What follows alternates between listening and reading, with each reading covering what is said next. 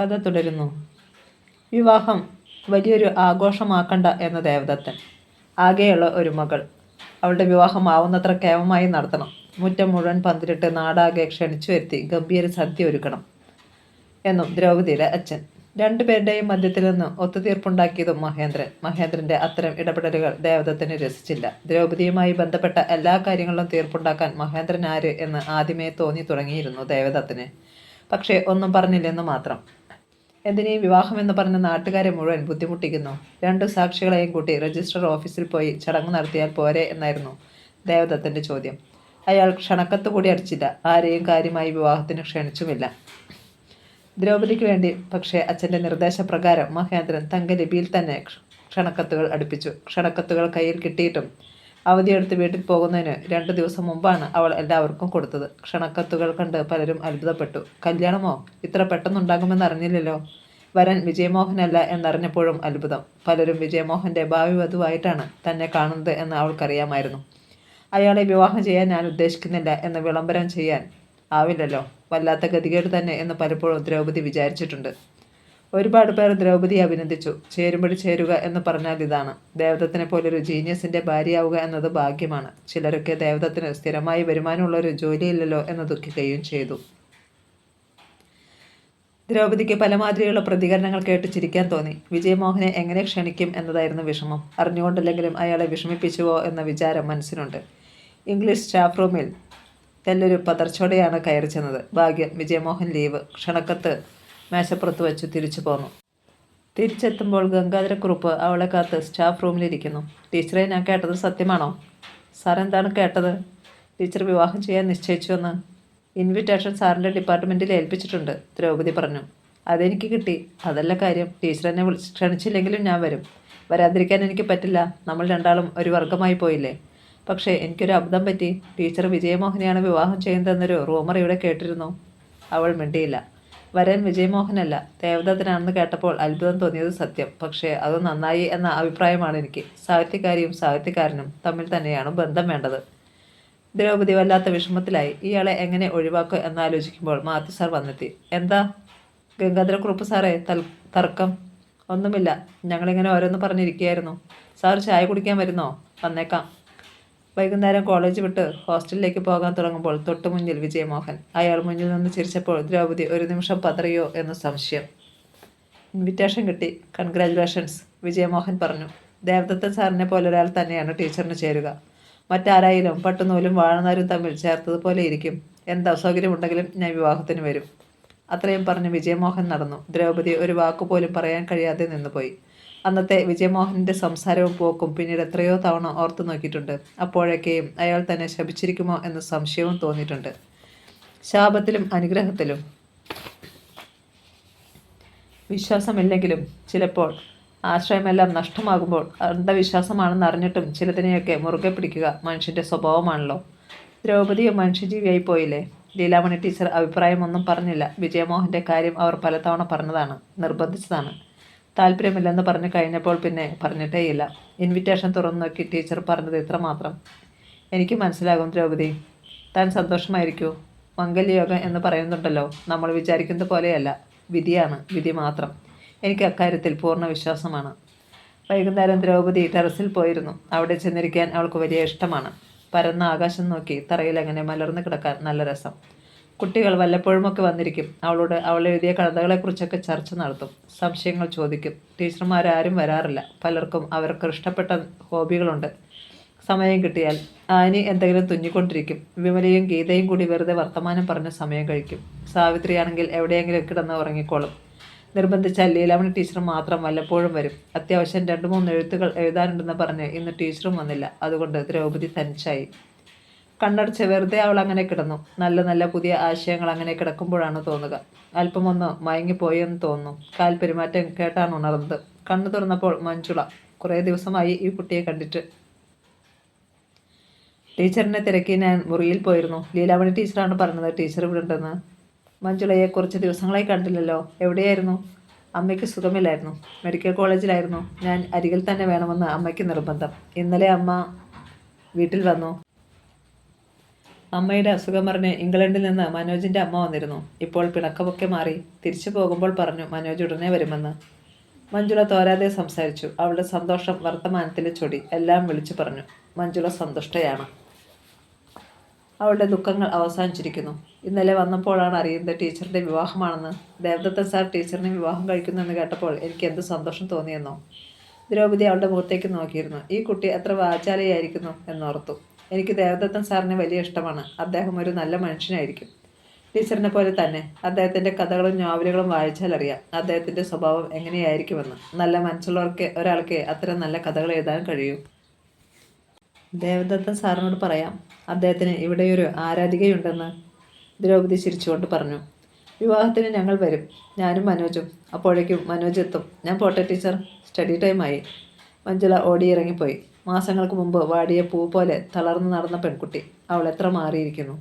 താഴേക്ക് ഇറങ്ങാൻ തോന്നിയില്ല. ദ്രൗപദി അവിടെ തന്നെ ഇരുന്നു. ആനിയും വിമലയും കൂടി തിരക്കി മുകളിലേക്ക് കയറി വന്നു. ഇവിടെ ഇരിക്കുക. അപ്പോഴേ ഞങ്ങൾ വിചാരിച്ചു താൻ ഇവിടെ ഇരുന്ന് സ്വപ്നം കാണുകയാണെന്ന്. എന്ത് സ്വപ്നം? അത്രയേറെ സ്വപ്നമൊന്നുമില്ല എനിക്ക്. അത് നുണ. അത്രയേറെ സ്വപ്നങ്ങളൊന്നും ദ്രൗപദി കണ്ടിട്ടില്ല എന്നാണ് സത്യം. എന്നാൽ ആരും വിശ്വസിക്കില്ല. അതുകൊണ്ട് തർക്കിക്കാതിരിക്കുന്നതാണ് നല്ലത്. വിമല ചോദിച്ചു. ആ പെണ്ണെന്താണ് ഇവിടെ പറഞ്ഞുകൊണ്ടിരുന്നത്? മഞ്ജുളയോ? അതെ, അവളുടെ സ്വന്തം കാര്യങ്ങൾ, അല്ലാതെ എന്ത് പറയാൻ. അവളുടെ പ്രേമത്തെക്കുറിച്ച് എങ്ങാനും പറഞ്ഞോ? ഒരു ക്രിസ്ത്യാനി ചെക്കനുമായിട്ട് ഭയങ്കര പ്രേമം. തള്ളയ്ക്കും തന്തയ്ക്കും ഇഷ്ടമല്ല.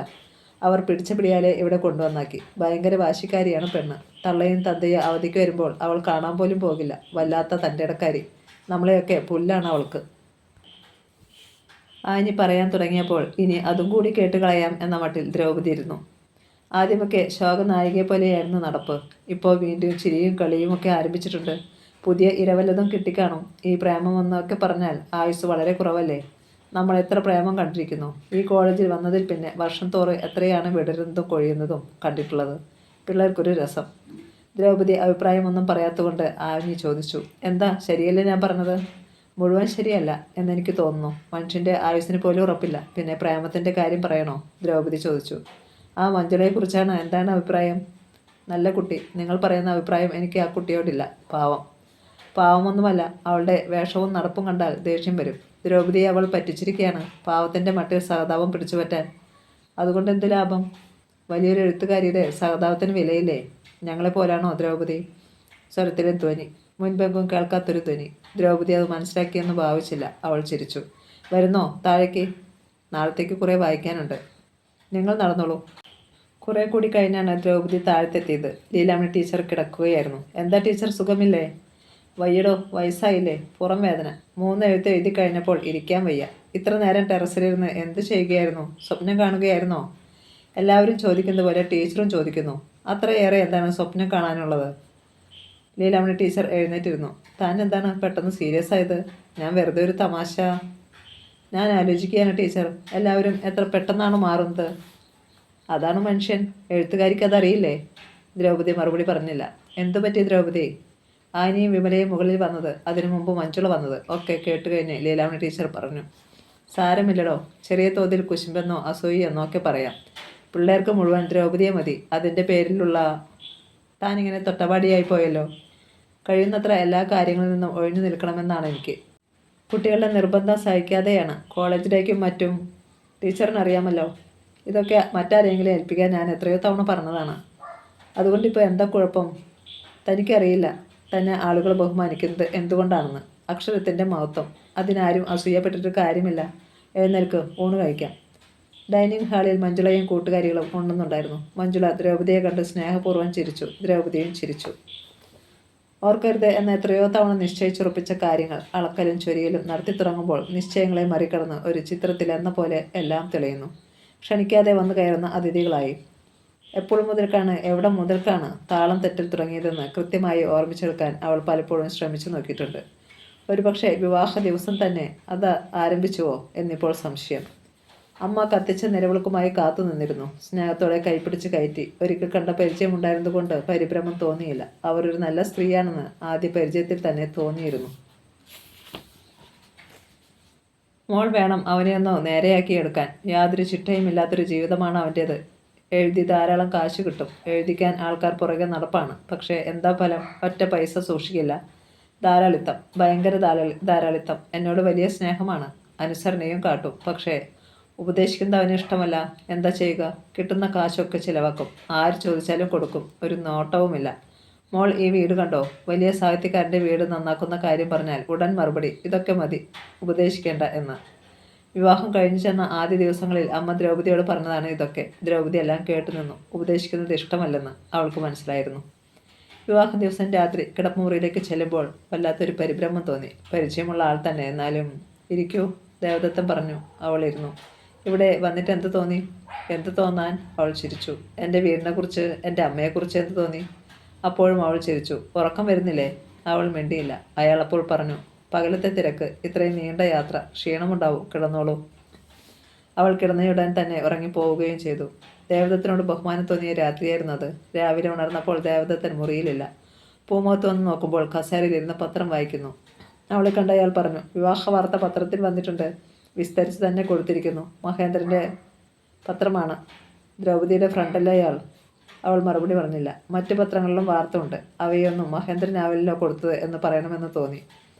ഞാൻ ഇവിടെ ഇരുന്ന് ആലോചിക്കുകയായിരുന്നു. ദ്രൗപദിക്ക് പകരം മറ്റേതെങ്കിലും ഒരു പെണ്ണിനെയാണ് ഞാൻ വിവാഹം ചെയ്തിരുന്നെങ്കിൽ എൻ്റെ വിവാഹം ഇത്ര വലിയൊരു ആഘോഷമാകുമായിരുന്നില്ല. എനിക്കാണെങ്കിൽ ഈ ബഹളവോ ഒച്ചപ്പാടും തീരെ ഇഷ്ടമില്ലാത്ത കാര്യമാണ്. ദ്രൗപദി മറുപടിയൊന്നും പറയാതെ കേട്ടിരുന്നു. അല്ലെങ്കിൽ എന്താണ് മറുപടി പറയുക? ദേവദത്തിൻ്റെ വിവാഹം എന്ന് കേട്ടാൽ ഇത്രയും ആളുകൾ വരുമായിരുന്നോ? ഇല്ല. കാരണം ഇത്രയും പേരെ പോയിട്ട് ഇതിൻ്റെ 4-1 ആളെ ഞാൻ വിളിക്കുമായിരുന്നില്ല. ഇതിപ്പോൾ ദ്രൗപദിയുടെ വിവാഹം കൂടിയല്ലേ? കോളേജ് അധ്യാപിക, സാഹിത്യകാരി, പല മേൽവിലാസമുണ്ടല്ലോ. നിന്റെ അച്ഛനാണെങ്കിൽ ജനത്തെ മുഴുവൻ, നാട്ടുകാരെ മുഴുവൻ വിളിക്കണം എന്ന വാശി, ശരിയല്ലേ? ദേവദത്തൻ ഉറക്കെ ചിരിച്ചു. ദ്രൗപദിക്ക് ചിരി വന്നില്ല. അവൾക്ക് ആ സംസാരം അരോചകമായി. അയാൾ പിന്നെയും പറഞ്ഞു, ശരിയല്ലേ? എന്തിനാണ് ഈ ഫോട്ടോയെടുപ്പും പരിപാടിയും? വിവാഹം എന്താ, സിനിമ ഷൂട്ടിങ്ങോ? കാമറയും ചുമലിൽ തൂക്കി എത്ര പേരാണ് മനുഷ്യനെ ഉപദ്രവിക്കാനായി? ആരുടെ ഏർപ്പെടായിരുന്നതൊക്കെ? ദ്രൗപദി നാവിറങ്ങിയതുപോലെ ഇരുന്നു. അവളുടെ മനസ്സ് അസ്വസ്ഥമായി. വിവാഹം ലളിതമായൊരു ചടങ്ങാക്കണം എന്ന് ദേവദത്തൻ പലകുറി പറഞ്ഞതാണ്. വിവാഹം എന്താ, മാമാങ്കമോ അതോ ഉത്സവമോ എന്നൊക്കെ ചോദിച്ചതാണ്. അച്ഛൻ്റെ ആഗ്രഹം കൊണ്ടാണ് അതൊരു വലിയ ചടങ്ങായി മാറിയത്. അമ്മ വന്ന് കാപ്പി കുടിക്കാൻ വിളിച്ചു. അതുകൊണ്ട് സംസാരം തൽക്കാലം അവസാനിച്ചു. കാപ്പി കുടിക്കുമ്പോൾ അമ്മ പറഞ്ഞു, കേട്ടോ മോളെ, കല്യാണമെന്ന് പറഞ്ഞാൽ ഇവന് ദേഷ്യം വരും. എപ്പോൾ കല്യാണക്കാര്യം പറഞ്ഞാലും വേണ്ടെന്ന് വാശി. ജീവിതത്തിന് ഒരു അടുക്കും ചിട്ടയും വരണമെങ്കിൽ ഒരു പെണ്ണ് കൂട്ടിന് വരണം. എത്ര വലിയവനായാലും എത്ര ചെറിയവനായാലും. എന്തായാലും മോളെ കണ്ടു, അവന് ഇഷ്ടപ്പെട്ടു. നന്നായി. ആരും നിർബന്ധിക്കാതെ തന്നെ വിവാഹം വേണമെന്ന് തോന്നിയല്ലോ. അമ്മ ഇങ്ങനെ ഒരുപാട് പറഞ്ഞ് കക്ഷിയുടെ വലിപ്പം കൂട്ടണ്ട. ഇപ്പോൾ തന്നെ കക്ഷിക്ക് എന്നേക്കാൾ വലിപ്പമുണ്ട്, ഗ്ലാമറുണ്ട്. കോളേജ് അധ്യാപികയുടെ, എഴുത്തുകാരിയുടെ. ദേവദത്തൻ അവളെ ചുണ്ടി പിടിപ്പിക്കാനെന്ന മട്ടിലാണ് പറഞ്ഞത്. അയാൾ ചിരിച്ചുകൊണ്ടാണ് പറഞ്ഞത്. അവൾക്ക് ചിരി വന്നില്ല. എന്താണ് ഈ വിധത്തിൽ സംസാരിക്കുന്നതെന്ന് ആലോചിക്കുകയായിരുന്നു. ഇതിനു മുമ്പൊന്നും കാണാത്തൊരാൾ, കാണാത്തൊരു മുഖം. ദേവദത്തൻ തനിക്ക് തികച്ചും അപരിചിതനായ ഒരു മനുഷ്യൻ എന്ന് അവൾക്ക് തോന്നി. എത്ര പെട്ടെന്നാണ് മനുഷ്യന് മുഖം മാറാൻ കഴിയുന്നതെന്ന് ഓർക്കുമ്പോൾ ആശ്ചര്യം തോന്നുന്നു. ഓരോ മനുഷ്യനും പൊയ്മുഖം എടുത്തണിഞ്ഞാണ് പ്രത്യക്ഷപ്പെടുന്നതെന്ന് അറിയാൻ വൈകുന്നു. ദേവദത്തൻ്റെ ഭാര്യയെ സങ്കല്പിച്ചു തുടങ്ങിയ ദിവസങ്ങൾ. നിത്യവും സന്ദർശകർ, നിത്യവും സാഹിത്യ ചർച്ചകൾ, ഒന്നിച്ചുള്ള സായാഹ്ന സവാരികൾ, മീറ്റിങ്ങുകൾ, സെമിനാറുകൾ. ഒന്നും ഉണ്ടായില്ല. വലിയ വീട്, കാറ്, ഒന്നും സ്വപ്നം കണ്ടിട്ടില്ല ഒരിക്കലും. ദ്രൗപദിയെ അറിയുന്ന, സ്നേഹിക്കുന്ന ഭർത്താവ് അത്രമാത്രമായിരുന്നു ആഗ്രഹിച്ചത്. 2 ആഴ്ചത്തെ അവധി തീർന്നപ്പോൾ ചോദിച്ചു, എന്താണ് ഇനി പരിപാടി? കോളേജിൽ പോകണം, ലീവ് തീർന്നു. കുറച്ചുകൂടി ലീവ് എടുത്തുകൂടെ എന്ന് ചോദിക്കുമെന്ന് വെറുതെ മോഹിച്ചു. വീണ്ടും ഹോസ്റ്റലിൽ. അറിയുന്ന സ്ഥലമല്ലേ, ഞാൻ കൂട്ടിന് വരണോ എന്ന് ചോദിച്ചപ്പോൾ വേണ്ട എന്ന് മറുപടി. കോളേജിൽ, ഹോസ്റ്റലിൽ പലരും ചോദിച്ചു, ഇത്ര പെട്ടെന്ന് മടങ്ങിയെത്തിയോ? എങ്ങും പോയില്ലേ? ഊട്ടി, കൊടൈക്കനാൽ? എങ്ങും പോയില്ല. അതെന്താ? വീട് തന്നെ സ്വർഗമാക്കാം എന്ന് കണ്ടുപിടിച്ചു. വീട് ഊട്ടിയാക്കി, കൊടൈക്കനാലാക്കി. പുള്ളിക്കാരൻ പറഞ്ഞില്ലേ എവിടെയെങ്കിലുമൊക്കെ ചുറ്റാൻ പോകാമെന്ന്? ആനി ചോദിച്ചു. ഇല്ല. അപ്പോൾ ആളോടും റൊമാൻറ്റിക് അല്ലേ? നോവലും കഥയും വായിച്ചാലേ അങ്ങനെയല്ലല്ലോ തോന്നുക. കഥാപാത്രങ്ങളെ എവിടെയൊക്കെയാണോ കൊണ്ടുപോകുന്നത്? ദ്രൗപദി ചിരിച്ചു. കഥാപാത്രങ്ങളും ജീവനുള്ള മനുഷ്യരും രണ്ടല്ലേ ആനി എന്ന് പറയാൻ ആഗ്രഹിച്ചു. എന്താണ് നിങ്ങളുടെ പ്ലാൻ? ഇങ്ങനെ രണ്ടിടത്ത് കഴിയാനാ? തൽക്കാലം. ആഴ്ചയുടെ അവസാനം തമ്മിൽ കാണും ഇല്ലേ? ഈ പിരിഞ്ഞിരിക്കൽ ഒരർത്ഥത്തിൽ നല്ലതാണെന്നാണ് എൻ്റെ അഭിപ്രായം. പുതുമ നഷ്ടപ്പെട്ടില്ല, ലീലാമ്മ ടീച്ചർ പറഞ്ഞു. കുറേ കഴിഞ്ഞ് ചോദിച്ചു, ഒരു വാടക വീട് നോക്കിക്കൂടെ? അദ്ദേഹത്തിന് ഇങ്ങോട്ട് വന്ന് താമസിക്കാൻ തടസ്സമൊന്നുമില്ലല്ലോ. ആലോചിക്കുന്നുണ്ട് എന്ന് മറുപടി പറഞ്ഞെങ്കിലും ദേവദത്തിന് അത് സമ്മതമാകുമോ എന്ന സംശയമുണ്ടായിരുന്നു. യാത്രയുടെ ബുദ്ധിമുട്ട്, അവിടെയും ഇവിടെയുമായുള്ള ജീവിതം എല്ലാം കേട്ടുകഴിഞ്ഞ് ഒരു എതിർപ്പും കാട്ടാതെ സമ്മതിച്ചു. അവിടെ വീട് കിട്ടുമോ? എനിക്ക് വന്ന് നോക്കി കണ്ടുപിടിക്കാനൊന്നും വയ്യ. ദ്രൗപദി തന്നെ ഒക്കെ ഏർപ്പാടാക്കിക്കൊള്ളൂ. സന്തോഷം തോന്നി. ഭാര്യയുടെ ഉദ്യോഗസ്ഥലത്ത് വന്ന് താമസിക്കുന്ന വിലക്കുറഞ്ഞ ഭർത്താവ് ഉദ്യോഗസ്ഥനല്ല ഞാൻ എന്നോ മറ്റോ പറഞ്ഞു കളയുമോ എന്ന് ചെറിയ ഭയമുണ്ടായിരുന്നു. എല്ലാ കാര്യത്തിനും സ്വന്തമായ ശൈലിയുള്ള ഒരാളാണ് ദേവദത്തൻ എന്ന് മനസ്സിലായത് കൊണ്ടാണ് അത്തരം ഭയം തോന്നിയത്. അതുണ്ടായില്ല. തരക്കേടില്ലാത്തൊരു വീട് കണ്ടുപിടിച്ച് തരാൻ തിരികെ കോളേജിലെത്തിയ ദിവസം തന്നെ അവൾ എല്ലാവരോടും പറയുകയും ചെയ്തു. പ്യൂൺ രാമൻ നായരാണ് വീട് കണ്ടുപിടിച്ച് തന്നത്. കോളേജിൽ നിന്ന് അധികമല്ലാതെ നല്ലൊരു വീട്, 3 or 4 നല്ല മുറികൾ, അടുക്കള, വരാന്ത, മുറ്റത്ത് ചെറിയ പൂന്തോട്ടം. ഇതുപോലൊരു വീട് തന്നെയാണ് മനസ്സിലുണ്ടായിരുന്നതും. അടുത്തെങ്ങും ആൾ താമസമില്ല എന്നൊരു ദോഷം മാത്രം. അത് നന്നായി എന്നു ദേവദത്തൻ പറഞ്ഞു. ആരുടെയും ശല്യമുണ്ടാവില്ലല്ലോ. നിന്റെ കോളേജിലെ വല്ല സാറന്മാരുടെയും അയൽപ്പക്കത്തായി പോകുമോ എന്ന് എനിക്ക് പേടിയായിരുന്നു. അതെന്താ കോളേജ് സാർമാരെ പേടി? പേടിയല്ല, വലിയ അഹന്തയാണ്, ഭയങ്കരമായ ഈഗോ. അവരെക്കാൾ കേമന്മാരായി ആരും ഈ ലോകത്തില്ല എന്നൊരു മട്ട്. അവർ നോക്കുമ്പോൾ അവരുടെ മാതിരി വലിയ ഉദ്യോഗമോ സാലറിയോ സ്റ്റാറ്റസോ ഇല്ലാത്തൊരുത്തൻ. അവരുടെയും സ്റ്റൈൽ ഉണ്ടല്ലോ, എനിക്ക് പിടിക്കല്ലത്. അപ്പോൾ ഞാനും അവരിലൊരാളല്ലേ? എനിക്കുണ്ടോ ഈഗോ? ദ്രൗപദി ചോദിച്ചു. അറിയില്ല, ഉണ്ടെന്ന് ഇതുവരെ തോന്നിയിട്ടില്ല. പക്ഷേ ഇനിയും സമയം കിടക്കുകയല്ലേ. ദേവദത്തൻ അങ്ങനെ പറഞ്ഞു പൊട്ടിച്ചിരിച്ചു. ആ ചിരി മുഴങ്ങിയത് ദ്രൗപദിയുടെ തലയ്ക്കുള്ളിലാണെന്ന് തോന്നി. എന്തൊരു തെറ്റായ ധാരണയാണിത് എന്ന് ചോദിക്കാൻ നാവ് വളച്ചതാണ്. വേണ്ടെന്ന് വെച്ചു. മറ്റുള്ളവർക്ക് ഈഗോയുണ്ടെന്ന തോന്നൽ അപകർഷതാബോധത്തിൽ നിന്നുള്ളതാണ്. പക്ഷേ അന്നത് പറഞ്ഞിരുന്നെങ്കിൽ എന്തോ മലയാളം നോവൽ സാഹിത്യത്തിലെ അധികായനെന്ന് പറയുന്ന ദേവദത്തിന് അപകർഷതാബോധമുണ്ടെന്ന് പറയാൻ ദ്രൗപദിക്ക് കഴിഞ്ഞില്ല. ദ്രൗപദി നിശബ്ദത പാലിച്ചു. അദ്ദേഹത്തിന് അത്തരം തോന്നലുണ്ടാക്കുന്ന ഒരു വാക്കുപോലും പറയില്ല, ഒരു കാര്യം പോലും ചെയ്യില്ല. ധാരണ സ്വയം തിരുത്തട്ടെ. വീടെടുത്ത് താമസമാക്കുന്നു എന്നറിഞ്ഞപ്പോൾ ലീലാമണി ടീച്ചർ പറഞ്ഞു, താൻ ഭാഗ്യവതിയാണ്. ആഗ്രഹിക്കുന്ന കാര്യങ്ങൾ നടക്കുന്നു എന്ന് പറഞ്ഞാൽ അതാണ് ഭാഗ്യം. ഞാൻ വിചാരിക്കാറുണ്ട്, ചിലരുടെയൊക്കെ ജീവിതം നേർരേഖ വരച്ചതുപോലെയാണ്. വളവില്ല, തിരിവുമില്ല.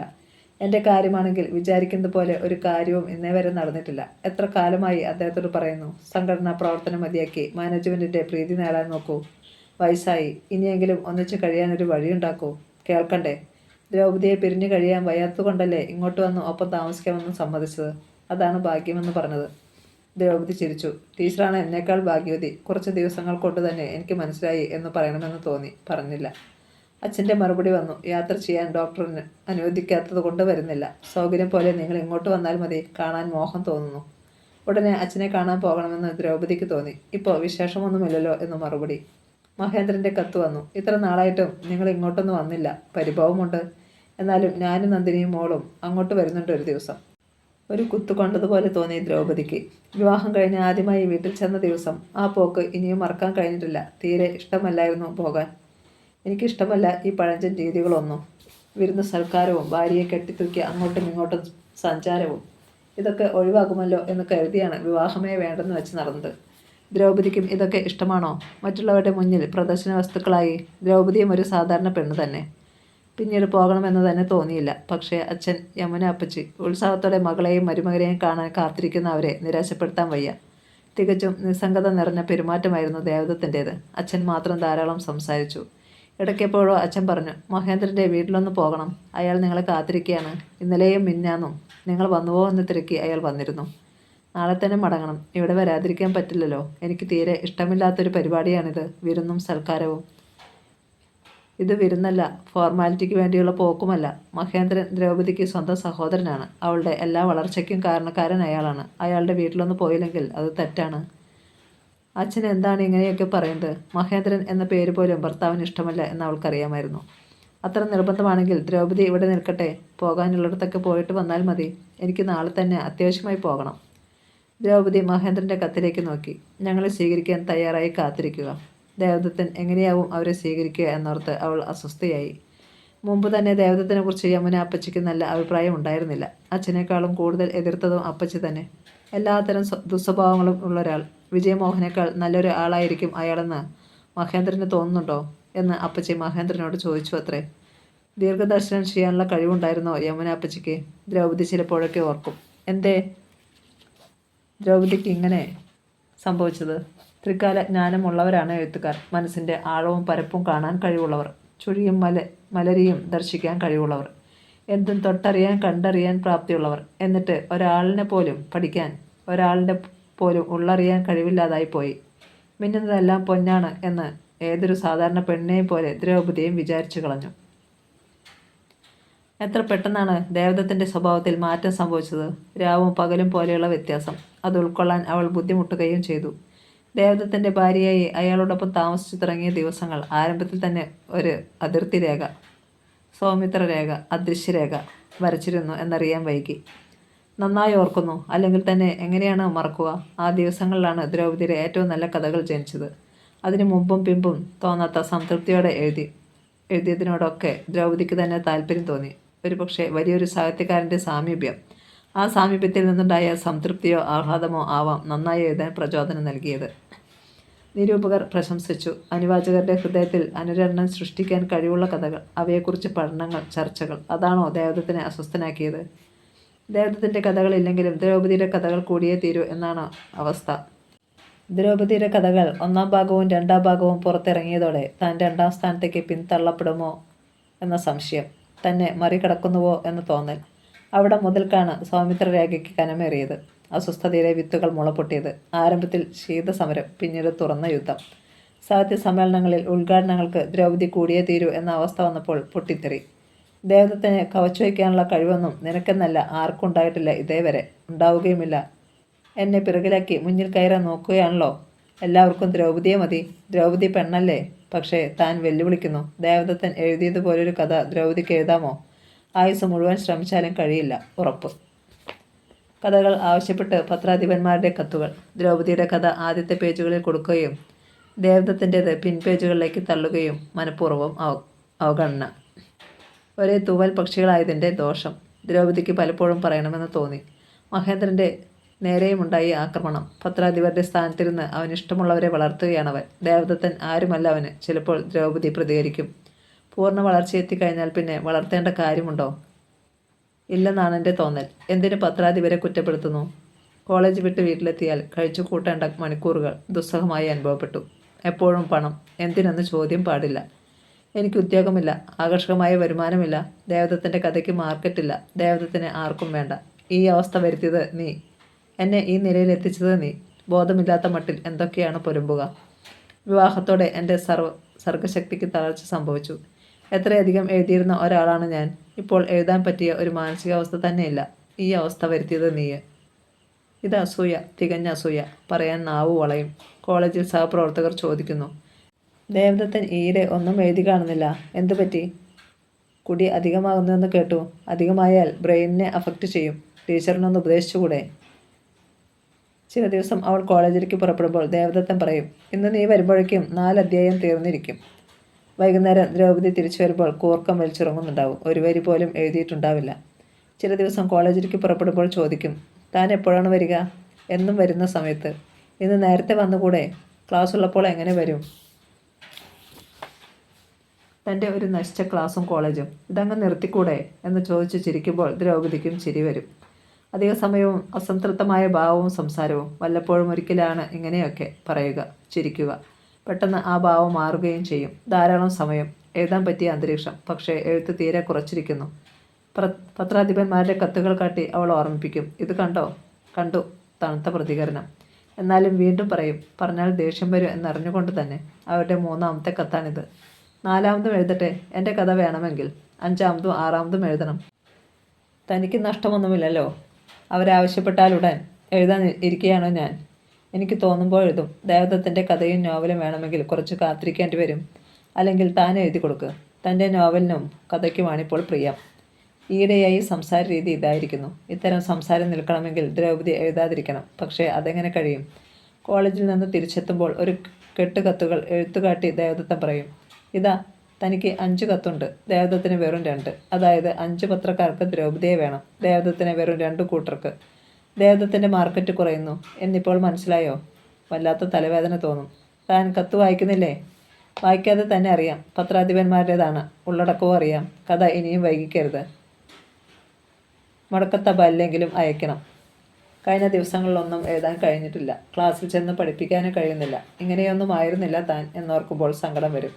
ആരൊക്കെയോ ഓരോ ദിവസവും വന്ന് പ്രസംഗിക്കാൻ, ഉദ്ഘാടനം നടത്താൻ ദ്രൗപദി ടീച്ചർ വരണം, അല്ലെങ്കിൽ ദേവദത്തൻ സാർ വരണം. എനിക്ക് സുഖമില്ല. ദ്രൗപദി വരും. വീട്ടിലെ ശ്വാസം മുട്ടലിൽ നിന്ന് ഒന്ന് രക്ഷപ്പെടാമല്ലോ. വിളിച്ചെടുത്തൊക്കെ പോയി പ്രസംഗിച്ചു നടന്നു. വീട്ടിലെത്തുമ്പോഴത്തെ പ്രതികരണം കണ്ടില്ലെന്ന് നടിച്ചു.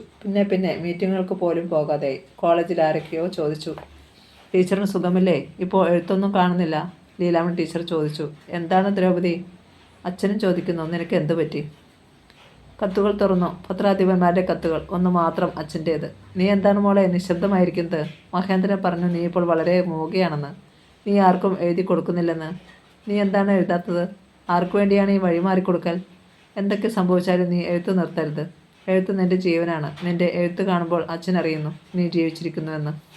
ആരുടെ കത്താണ്? അച്ഛൻ്റെ. മഹേന്ദ്രൻ്റെ കത്തില്ലേ? ഇല്ല.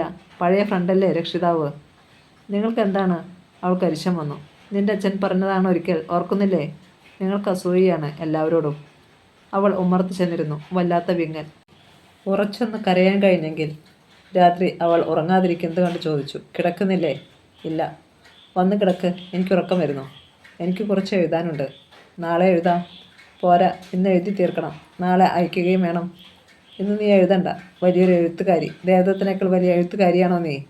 ദ്രൗപദി എഴുന്നേറ്റ് അടുത്ത മുറിയിലേക്ക് പോകാൻ ഭാവിച്ചു. അയാൾ തടഞ്ഞുകൊണ്ട് പറഞ്ഞു, ഇന്ന് നീ ഒരു കുന്തവും എഴുതാൻ പോകുന്നില്ല. ദേവദത്തനാണ് പറയുന്നത്. ലേറ്റണച്ച് വന്ന് കിടക്കാനാ പറഞ്ഞത്. സങ്കടം പൊട്ടി വന്നു. മനഃപൂർവ്വം നിയന്ത്രിച്ചു. കരയരുത്, കരയാൻ പാടില്ല. യന്ത്രം പോലെ കട്ടിലിൽ ചെന്ന് കിടന്നു, മരവിച്ച്. ആത്മാവ് നഷ്ടപ്പെട്ട്. ദേവദത്തൻ്റെ കൈകൾ അവളെ ഞെരിച്ചു. അവൾ അനങ്ങിയില്ല, ശബ്ദിച്ചില്ല. കുറേ കഴിഞ്ഞ് ദേവദത്തൻ ഉറങ്ങി, സുഖമായി ഉറങ്ങി. ദ്രൗപദി തേങ്ങിക്കരഞ്ഞു. നേരം വെളുക്കുവോളം, മതിയാവോളം. രാവിലെ ദേവദത്തൻ ഉറങ്ങുകയായിരുന്നു. ദ്രൗപദി ഉണർന്നു കിടക്കുകയും. ഫോൺ ബെല്ലടിക്കുന്നത് കേട്ടപ്പോൾ ഭയം തോന്നി. ദ്രൗപദിയാണോ? മഹേന്ദ്രൻ്റെ ശബ്ദം. നെഞ്ചു വല്ലാതെ മിടിച്ചു. എന്തു പറയാനാണ് ഈ മഹേന്ദ്രൻ? ഞാനാണ് ദ്രൗപദി, മഹേന്ദ്രൻ. നോവലിനുള്ള അവാർഡ് ദ്രൗപദിക്കാണ്. കൺഗ്രാജുലേഷൻസ്. സന്തോഷമായില്ലേ? ഒരു നിമിഷം നിശ്ചലനായി നിന്നു. അങ്ങോട്ടൊന്നും ചോദിച്ചില്ല. ഫോൺ വച്ചു കളഞ്ഞു. ആരാണ്? മഹേന്ദ്രൻ. എന്താണ് രാവിലെ? അവാർഡ്. അതറിയിക്കാൻ വിളിച്ചതാണ്. കൺഗ്രാജുലേഷൻസ്. Hearty congratulations. ഞാൻ പറഞ്ഞില്ലേ ഇത്തവണത്തെ അവാർഡ് ദ്രൗപദിക്കായിരിക്കുമെന്ന്. അവാർഡ് കമ്മിറ്റിക്കാർക്കും ഇപ്പോൾ പ്രിയം ദ്രൗപദിയുടെ നോവലിനോടാണ്. മനസ്സിലായോ? ഇത്തരമൊരു പ്രതികരണമല്ല പ്രതീക്ഷിച്ചത്. ദ്രൗപദിക്ക് സന്തോഷിക്കാൻ കഴിഞ്ഞില്ല. കോളേജിൽ വിദ്യാർത്ഥികളും സഹപ്രവർത്തകരും ദ്രൗപദിയെ അനുമോദിച്ചു. ഓഡിറ്റോറിയത്തിൽ ഗംഭീര സ്വീകരണം. വേണ്ടെന്ന് പറഞ്ഞിട്ടും അവൾക്ക് നിന്നു കൊടുക്കേണ്ടി വന്നു. ദേവദത്തൻ സാറിനെ കൂടി വിളിക്കാൻ വിദ്യാർത്ഥികൾ ശ്രമിച്ചതാണ്. വരാമെന്ന് പറഞ്ഞെങ്കിലും സമയത്ത് അയാൾ ഒഴിഞ്ഞു കളഞ്ഞു. അയാൾ അവളോട് പിന്നീട് പറഞ്ഞു, ഞാൻ മനഃപൂർവ്വം വരാതിരുന്നതാണ്. നിന്നോടുള്ള അസൂയ കൊണ്ടാണ് വരാതിരുന്നതെന്ന് നിനക്ക് തോന്നുമായിരിക്കും. ഞാൻ വന്നു നിനക്ക് അസൗകര്യം ഉണ്ടാക്കണ്ട എന്ന് കരുതി. നിന്നോടുള്ള പ്രിയമുള്ള കുറേ ആൾക്കാരുണ്ടല്ലോ അവിടെ, വിദ്യാർത്ഥികളും സഹപ്രവർത്തകരും. ഞാൻ വന്നാൽ അവർക്ക് ബുദ്ധിമുട്ടാവും. അതൊന്നുമല്ല കാരണം. എനിക്കറിയാം. ഭാര്യയുടെ കോളേജ്, ഭാര്യയുടെ സഹപ്രവർത്തകർ, ഭാര്യയുടെ വിദ്യാർത്ഥികൾ, അവരുടെയൊക്കെ മുന്നിൽ വന്ന് പ്രസംഗിച്ച് ചീപ്പാകാൻ ഇഷ്ടമില്ല. അതുതന്നെ അവരെയൊക്കെ കാണുന്നത് തന്നെ നിങ്ങൾക്ക് അലർജിയാണ്. അവൾ പറഞ്ഞു. അയാൾ മിണ്ടിയില്ല. വീടെടുത്ത് താമസം തുടങ്ങിയ കാലത്ത് ആദ്യ ദിവസങ്ങളിലൊക്കെ ആരൊക്കെയോ കാണാനും പരിചയപ്പെടാനും വന്നു. അവൾ പഠിപ്പിക്കുന്ന കുട്ടികളും അവളോടൊപ്പം ജോലി നോക്കുന്നവരും. അവർ പോയി കഴിഞ്ഞപ്പോൾ പറഞ്ഞ വാക്കുകൾ ഓർമ്മയുണ്ട്. എന്തിനാണ് ഇവരൊക്കെ വരുന്നത്? എനിക്ക് ആരെയും കാണാനും പരിചയപ്പെടാനും ഒട്ടും താല്പര്യമില്ല. നീ ഇവരെയൊക്കെ വരാൻ പറഞ്ഞിരുന്നോ? അവൾ മറുപടി പറഞ്ഞില്ല. അല്ലെങ്കിൽ എന്ത് മറുപടി പറയാനാണ്? പ്രത്യേകിച്ച് നിൻ്റെ ഒപ്പം പണിയെടുക്കുന്ന കുറേ വാദ്യന്മാരുണ്ടല്ലോ. കോട്ടും ടൈകളും അണിഞ്ഞ് കുറേ പേർ. കാറും ബംഗ്ലാവുമൊക്കെയുള്ള മാന്യന്മാർ. അവൻ്റെയൊക്കെ ഗമ കാണിക്കാനാണ് വരുന്നത്. ദേവദത്തിനതിലൊന്നും താല്പര്യമില്ല. ചേച്ചി. ദ്രൗപദി തല ചെരിച്ചു നോക്കി. പണിക്കാരി പെൺകുട്ടി. അവൾ ഇവിടെ തന്നെ നിൽക്കുകയായിരുന്നോ? ഇവൾ എപ്പോഴാണ് വന്നത്? ചേച്ചി ഇതുവരെ ഊണ് കഴിച്ചില്ല? 4 മണി കഴിഞ്ഞു. ഞാൻ ചായ ഉണ്ടാക്കി തരട്ടെ? അവൾ ചായ ഉണ്ടാക്കാൻ പോയി. ചേച്ചിക്ക് എന്തു പറ്റി എന്ന് ആലോചിക്കുന്നുണ്ടാവും അവൾ. ഭക്ഷണം കൂടി കഴിക്കാതെ മച്ചിലേക്ക് കണ്ണും നട്ട് കിടന്ന് എന്താണിത്ര ഓർക്കാൻ? ഓർമ്മകൾ ഒന്നിനു പിറകെ ഒന്നായി കെട്ടഴിഞ്ഞ് ചിതറിയ അടുക്കും ചിട്ടയും തെറ്റിയ ഓർമ്മകൾ. ജനപദം പത്രം അക്കാദമി അവാർഡ് ജേതാക്കൾക്ക് സ്വീകരണം നൽകുന്നു. മുൻ വർഷങ്ങളിലേതുപോലെ ഗംഭീരമായി തന്നെ. ക്ഷണക്കത്തിനോടൊപ്പം മഹേന്ദ്രൻ്റെ സ്വന്തം കൈപ്പടയിലുള്ള കത്തും ഉണ്ടായിരുന്നു. നേരത്തെ തന്നെ എത്തണം. ദേവദത്തൻ സാറിനെ പ്രത്യേകം ക്ഷണിച്ചിട്ടുണ്ട്. ഞങ്ങൾ കാത്തിരിക്കുകയാണിവിടെ. ദ്രൗപദിയുടെ അച്ഛൻ വലിയ സന്തോഷത്തിലാണ്. കത്ത് കാട്ടിക്കൊടുത്തു. ദേവദത്തൻ പ്രതികരിച്ചതേയില്ല. ഉള്ളു പുകയുകയായിരുന്നു എന്ന് അറിഞ്ഞുമില്ല. അപ്പോഴൊന്നും. ഇന്നിതാ വർഷങ്ങൾക്ക് ശേഷം വീണ്ടും ഒരു അവാർഡ് നേടിയവരെ അനുമോദിക്കാനായി ജനപദം പത്രവും പത്രപ്രവർത്തകരും ഒരുക്കം തുടങ്ങിയിരിക്കുന്നു. ദ്രൗപദിയെയും ക്ഷണിച്ചിരിക്കുന്നു. ഫോണിലൂടെ, പിന്നെ ഇതാ കത്തിലൂടെ. കത്ത് മഹേന്ദ്രൻ്റേത് തന്നെ. വരുമെന്നറിയിച്ചതിൽ നന്ദി. ഞാനും നന്ദിനിയും അനഘയും ദ്രൗപദിയെ കാണാൻ കാത്തിരിക്കുകയാണ്. ഇപ്പോഴെങ്കിലും മൗനത്തിൻ്റെ പുറന്തോട് പൊട്ടിച്ച് പുറത്തു വരാൻ തീരുമാനിച്ചതിൽ നന്ദി. ജനപദം പത്രത്തിൻ്റെ പത്രാധിപരായതുകൊണ്ട് മുഴുവൻ കാര്യങ്ങളും അവനാണ് നടത്തുന്നതെന്ന ഭാവമാണ്. മഹേന്ദ്രനെ പറ്റിയാണ് പറഞ്ഞതെന്ന് മനസ്സിലായി. കാരണമൊന്നുമില്ലെങ്കിലും പ്രധാന ശത്രു അയാളാണല്ലോ. മുഖം മങ്ങിയത് കണ്ടിട്ടാവണം ചോദിച്ചു. എന്തുപറ്റി? മഹേന്ദ്രനെ പറ്റി പറഞ്ഞത് ഇഷ്ടപ്പെട്ടില്ലേ? മറുപടി പറഞ്ഞില്ല. അപ്പോൾ കയ്യിലിരുന്ന കത്ത് ചുരുട്ടിക്കൂട്ടി മേശപ്പുറത്തേക്ക് വലിച്ചെറിഞ്ഞിട്ട് പറയാൻ തുടങ്ങി. അവാർഡ് ദാനം, ഭാര്യ ഉൾപ്പെടെ മഹാസാഹിത്യകാരന്മാർക്ക് സ്വീകരണം, അനുമോദനം, ദേവദത്തൻ ആശംസാ പ്രസംഗം നടത്താൻ. ഇന്നലത്തെ പീറ ചെറുക്കം പത്രാധിപരായിരുന്നു. ഞെളിയുകയാണ്. നീ എന്താണ് ഒന്നും പറയാത്തത്? ഞാനെന്ത് പറയണം? നീ ഒന്നും പറയണ്ട. ഞാൻ പറയുന്നു, നീ ഈ മീറ്റിങ്ങിന് പോകാൻ പാടില്ലെന്ന്. ദേവദത്തിനെ മനഃപൂർവ്വം അവഗണിച്ചുകൊണ്ടുള്ള ഒരു അവാർഡ് നിർണയം. ഇന്നലെയുള്ള ചെക്കന്മാർക്ക് പോലും അവാർഡ്. അക്ഷരം കൂട്ടി വായിക്കാൻ അറിയാത്തവർക്കും അവാർഡ്. അവരെ ബഹുമാനിക്കാൻ ഒരു മഹാസമ്മേളനം. ദേവദത്തിനെ അപമാനിച്ചുകൊണ്ടുള്ള പരിപാടിയാണിത്. അവിടെ നീ പോകാൻ പാടില്ല. നീ പോയാൽ ഞാൻ പൂർണ്ണമായും ഒറ്റപ്പെടും. ഇതൊക്കെ വെറും തോന്നലാണ്. എന്തിനാണ് ഇങ്ങനെ വെറുതെ ഓരോന്ന്? വെറുതെയല്ല. ഇവിടുത്തെ അക്കാദമി എൻ്റെ ശത്രുവാണ്. അവരെനിക്ക് അവാർഡ് തരില്ല. മുമ്പ് എത്രയോ തവണ അവാർഡ് ലഭിച്ച ആളാണോ ഇങ്ങനെ പറയുന്നത്? എല്ലാ വർഷവും ഒരാൾക്ക് തന്നെ. അവൾ നിർത്തിക്കളഞ്ഞു. ഒരാൾക്ക് തന്നെ തരണം. ദേവദത്തിന് ഒന്നേയുള്ളൂ. ദേവദത്തിൻ്റെ സ്റ്റൈൽ അത് ദേവദത്തിൻ്റെ മാത്രമാണ്. സൂര്യൻ ഒന്നേയുള്ളൂ. ചന്ദ്രൻ ഒന്നേയുള്ളൂ. അത് മനസ്സിലാക്കാൻ ആരും തയ്യാറല്ല. നിന്നെ ബഹുമാനിച്ചത് വഴി എന്നെ അപമാനിച്ചിരിക്കുകയാണ്. നീ ഈ പരിപാടിക്ക് പോകരുത്. എനിക്ക് പോകാതിരിക്കാൻ പറ്റില്ല. മഹേന്ദ്രനെ വിളിച്ച് ഞാൻ പറയുകയും ചെയ്തു. തോൽക്കാൻ അവൾക്കും കഴിയില്ലായിരുന്നു. നിനക്ക് പോകാതിരിക്കാൻ പറ്റില്ലെന്ന് എനിക്കറിയാം. പലരും നിന്നെ പ്രതീക്ഷിച്ച് വരുന്നുണ്ടവിടെ. അവരെ നിരാശപ്പെടുത്തരുത്. ദയവായി ഇത്തരത്തിൽ സംസാരിക്കരുത്. സംസാരിക്കും. ഞാൻ മോശക്കാരനാണെന്ന് നിനക്ക് തോന്നുന്നുണ്ടാകും. ഫെയിം, പ്രശസ്തി അതുണ്ടാക്കി തരുന്നവരോടാണ് നിനക്ക് താല്പര്യം. എനിക്കറിയാം. ദ്രൗപദി തനിച്ച് ചെന്നത് കണ്ട് അച്ഛൻ അത്ഭുതപ്പെട്ടു. യമുന അപ്പച്ചിയും. അച്ഛൻ ചോദിച്ചു, അയാൾ എന്താണ് വരാത്തത്? എനിക്കറിയില്ല. നിങ്ങൾ തമ്മിലെന്താണ് മോളെ? എനിക്കറിയില്ല അച്ഛാ. അവൾ കരയാതിരിക്കാൻ പാടുപെട്ടു. പരസ്പരം അറിഞ്ഞവർ, പരസ്പരം മനസ്സിലാക്കിയവർ. എന്നിട്ട് ഒരു വ്യക്തിയിൽ തന്നെ പല വ്യക്തികൾ, ഒരു വ്യക്തിക്ക് തന്നെ പല മുഖങ്ങൾ. മുഖങ്ങളെ തിരിച്ചറിയുന്നതിൽ എനിക്ക് തെറ്റുപറ്റിയെന്ന് തോന്നുന്നു. വെറുമൊരു പെണ്ണ്, വെറുമൊരു ഭാര്യ ആയി ഇനി മാറാൻ എനിക്കാവുമോ? ആവില്ല. ആവാൻ ഞാൻ ഇഷ്ടപ്പെടുന്നുമില്ല. അയാളിപ്പോൾ എങ്ങനെ? കുടി വീണ്ടും തുടങ്ങിയോ? അവൾ മറുപടി പറഞ്ഞില്ല. നീ ശരിക്കും തടവിലാണല്ലോ മോളെ. ഈയിടെയായി നീ തീരെ നിശബ്ദയായിരിക്കുന്നു. അച്ഛൻ തുടർന്നു. മോളെ ദ്രൗപദി, അച്ഛൻ്റെ മുന്നിൽ നിനക്കൊന്നും ഒളിക്കാൻ പറ്റില്ല. നിനക്ക് എങ്ങനെ എഴുതാതിരിക്കാൻ കഴിയുന്നു? ഞാൻ എഴുതുന്നുണ്ട്. എൻ്റെ ഏറ്റവും നല്ല നോവൽ ഉടനെ പുറത്തു വരും. ഞാൻ അതിൻ്റെ പണിയിലാണ്. അച്ഛന് നിന്നെ ചൊല്ലി എന്ത് അഭിമാനമായിരുന്നെന്നോ? ഇപ്പോൾ ഓരോ നിമിഷവും ദുഃഖമാണ്. ദുഃഖം മാത്രം. വൈകുന്നേരം മഹേന്ദ്രനും നന്ദിനിയും വന്നു. ദ്രൗപദി മാത്രമേ വന്നിട്ടുള്ളൂ എന്നറിഞ്ഞപ്പോൾ പറഞ്ഞു, എന്തെങ്കിലും അസൗകര്യമാകും. അസൗകര്യത്തെക്കാളേറെ താല്പര്യമില്ലായ്മ എന്ന് പറയുന്നതാവും ശരി. ദ്രൗപദി പറഞ്ഞു. ഞാൻ പറയുമ്പോൾ ദ്രൗപദിക്ക് വിഷമം തോന്നരുത്. കുറേയൊക്കെ ഇങ്ങനെ തന്നെയാകും എന്നെനിക്ക് തോന്നിയിരുന്നു. അസൂയ, ഞാനെന്ന ഭാവം, ശത്രുത. ദ്രൗപദിയോട് അത് ഇത്ര വേഗം ഉണ്ടാകും എന്ന് ഞാൻ കരുതിയില്ല. പക്ഷേ ഇനി എന്തു പറഞ്ഞാലും രക്ഷയില്ലല്ലോ മഹേന്ദ്ര. എൻ്റെ മകളുടെ സ്ഥിതി കഷ്ടത്തിലായി. അച്ഛൻ അനുഭവിക്കുന്ന വേദനയും മാനസിക സംഘർഷവും മുഖത്ത് തെളിഞ്ഞു. ഒന്നും താങ്ങാനുള്ള ശക്തിയില്ല. ദ്രൗപദിക്ക് പേടിയായി. ഒന്നും പറയാൻ പാടില്ലായിരുന്നു. സൂചിപ്പിക്കാൻ പോലും പാടില്ലായിരുന്നു. തിരിച്ചു പോകുമ്പോൾ നന്ദിനി ചോദിച്ചു, നീ വരുന്നില്ലേ വീട്ടിലേക്ക്? അനഘയെ കാണണ്ടേ നിനക്ക്? അവളിപ്പോൾ വലിയ കുട്ടിയായി. നഴ്സറിയിൽ പോകുന്ന കുട്ടി. നീയല്ലേ അവൾക്ക് അനഘ എന്ന് പേരിട്ടത്? ദ്രൗപദി ഓർത്തു. വർഷങ്ങൾ എത്ര പെട്ടെന്നാണ് കടന്നു പോയത്. നന്ദിനി പ്രസവിച്ചു. പെൺകുട്ടി. കുട്ടിക്ക് എന്ത് പേരിടണം? ദ്രൗപദിയോട് ചോദിക്കാൻ നന്ദിനി ഏൽപ്പിച്ചിരിക്കുന്നു. മഹേന്ദ്രൻ്റെ കത്ത് വന്നതും എനിക്ക് തൽക്കാലം വരാൻ കഴിയുന്നില്ല. അനഘ എനിക്കിഷ്ടമുള്ള പേരാണ് എന്ന് മറുപടി അയച്ചതും ഇന്നലെയാണെന്ന് തോന്നുന്നു. ഞാൻ വരുന്നുണ്ട് അനഘയെ കാണാൻ, ദ്രൗപദി പറഞ്ഞു. മഹേന്ദ്രനും നന്ദിനിയും തിരിച്ചുപോയി. അവൾ മുറ്റത്തേക്കിറങ്ങി. ചെടികളൊക്കെ കരിഞ്ഞു പോയി. മുമ്പ് മുറ്റം നിറയെ പൂക്കളായിരുന്നു. മുല്ലയും റോസയും പിച്ചിയും. ചെടിയൊക്കെ പോയി കുട്ടി. നീ എന്താണ് നോക്കുന്നത്? അപ്പച്ചിക്കൊന്നും വയ്യാതെയായി. പിന്നെ അപ്പച്ചി ശബ്ദം താഴ്ത്തി ചോദിച്ചു, കൊല്ലം എത്രയായി? വല്ലവരുടെയും മക്കൾക്ക് പേരിട്ടാൽ മതിയോ നിനക്ക്? ദ്രൗപദിക്ക് അത് വിധിച്ചിട്ടില്ല. ദ്രൗപദി ശപിക്കപ്പെട്ടവളാണ്. വാക്കുകൾ തൊണ്ടയിലിരുന്ന് കുറുക്കി. പുറത്തേക്ക് വരാനത് നന്നായി. യമുന അപ്പച്ചിക്ക് സങ്കടം തോന്നിയാനെ. ജനങ്ങളെ കൊണ്ട് നിറഞ്ഞു കവിഞ്ഞ അങ്കണം. ഭംഗിയായി അലങ്കരിച്ച വേദിയിൽ എല്ലാവരും ഉണ്ടായിരുന്നു, ദേവദത്തനൊഴിച്ച്. അയാളുടെ അഭാവം എല്ലാവരും ശ്രദ്ധിച്ചു. എന്തേ വന്നില്ല എന്നെല്ലാവരും അന്വേഷിച്ചു. അനുമോദനങ്ങൾ, ഉപഹാരം നൽകൽ, മറുപടി പ്രസംഗങ്ങൾ. ദ്രൗപദി 4-5 വാചകങ്ങളെ പറഞ്ഞുള്ളൂ. ഒന്നും പറയാനുള്ള മാനസിക സ്ഥിതിയിലായിരുന്നില്ല അവൾ. മീറ്റിംഗ് അവസാനിക്കുമ്പോൾ ഒരുപാട് വൈകി. വീട്ടിലെത്തി ഭക്ഷണം കഴിക്കാനിരുന്നപ്പോൾ അച്ഛന് ഖേദം. എങ്കിലും അയാൾ വന്നില്ലല്ലോ. അവസാന നിമിഷം വരെയും ദേവദത്തൻ വരുമെന്ന് തന്നെയായിരുന്നു അച്ഛൻ്റെ വിശ്വാസമെന്ന് തോന്നുന്നു. ഇത്തരമൊരു നല്ല കാര്യത്തിന് അയാൾ വന്നില്ലല്ലോ എന്ന് പല തവണ പറഞ്ഞു. അച്ഛൻ ഊണ് കഴിച്ച് തുടങ്ങിയതേ ഉള്ളൂ. ദ്രൗപദിയും യമുന അപ്പച്ചി രണ്ടുപേർക്കും വിളമ്പിക്കൊടുക്കലും. അപ്പോഴാണ് ഫോൺ ബെല്ലടിച്ചത്. ദ്രൗപദി എഴുന്നേൽക്കാൻ തുടങ്ങിയപ്പോൾ അപ്പച്ചി പറഞ്ഞു, ഞാൻ നോക്കാം. അപ്പച്ചി ചോദിക്കുന്നത് കേട്ടു, ആരാണ് സംസാരിക്കുന്നത്? മറുപടി എന്തായിരുന്നോ എന്തോ. ആരാണ് അപ്പച്ചി? ആരെന്ന് പറയുന്നില്ല. ഏട്ടനെ അന്വേഷിക്കുന്നു. ആരാണെങ്കിലും ഊണ് കഴിക്കുകയാണെന്ന് പറയൂ അപ്പച്ചി. വേണ്ട, ഞാൻ വരാം. അച്ഛൻ എച്ചിൽ കൈയോടെ ഫോണിനടുത്തെത്തി. ഹലോ. തിരിഞ്ഞ് അവളോടായി പറഞ്ഞു, ദേവദത്തനാണ്. ദ്രൗപദി എഴുന്നേറ്റു. താൻ പോന്നു കഴിഞ്ഞപ്പോൾ മനസ്സു മാറിയിരിക്കും. അതാവും ഇപ്പോൾ വിളിക്കാൻ തോന്നിയത്. എന്നിട്ടും എന്തേ തന്നെ വിളിച്ചില്ല? അയാൾ പറയുന്നത് കേൾക്കാൻ ചെവി കൂർപ്പിച്ചു നിന്നു. അച്ഛൻ പറഞ്ഞു, ഞങ്ങൾ ഇതുവരെ ദേവദത്തനെ കാത്തിരുന്നു. മീറ്റിംഗ് ഒക്കെ കഴിഞ്ഞോ? കഴിഞ്ഞല്ലോ. ഗംഭീരമായിരുന്നു. നിങ്ങൾ കൂടെ ഉണ്ടായിരുന്നെങ്കിൽ. ഞാൻ ഇല്ലാത്തതല്ലേ നന്നായത്. ദ്രൗപദിയുടെ അടുത്ത പ്ലാൻ എന്താണ്? എന്ത് പ്ലാൻ?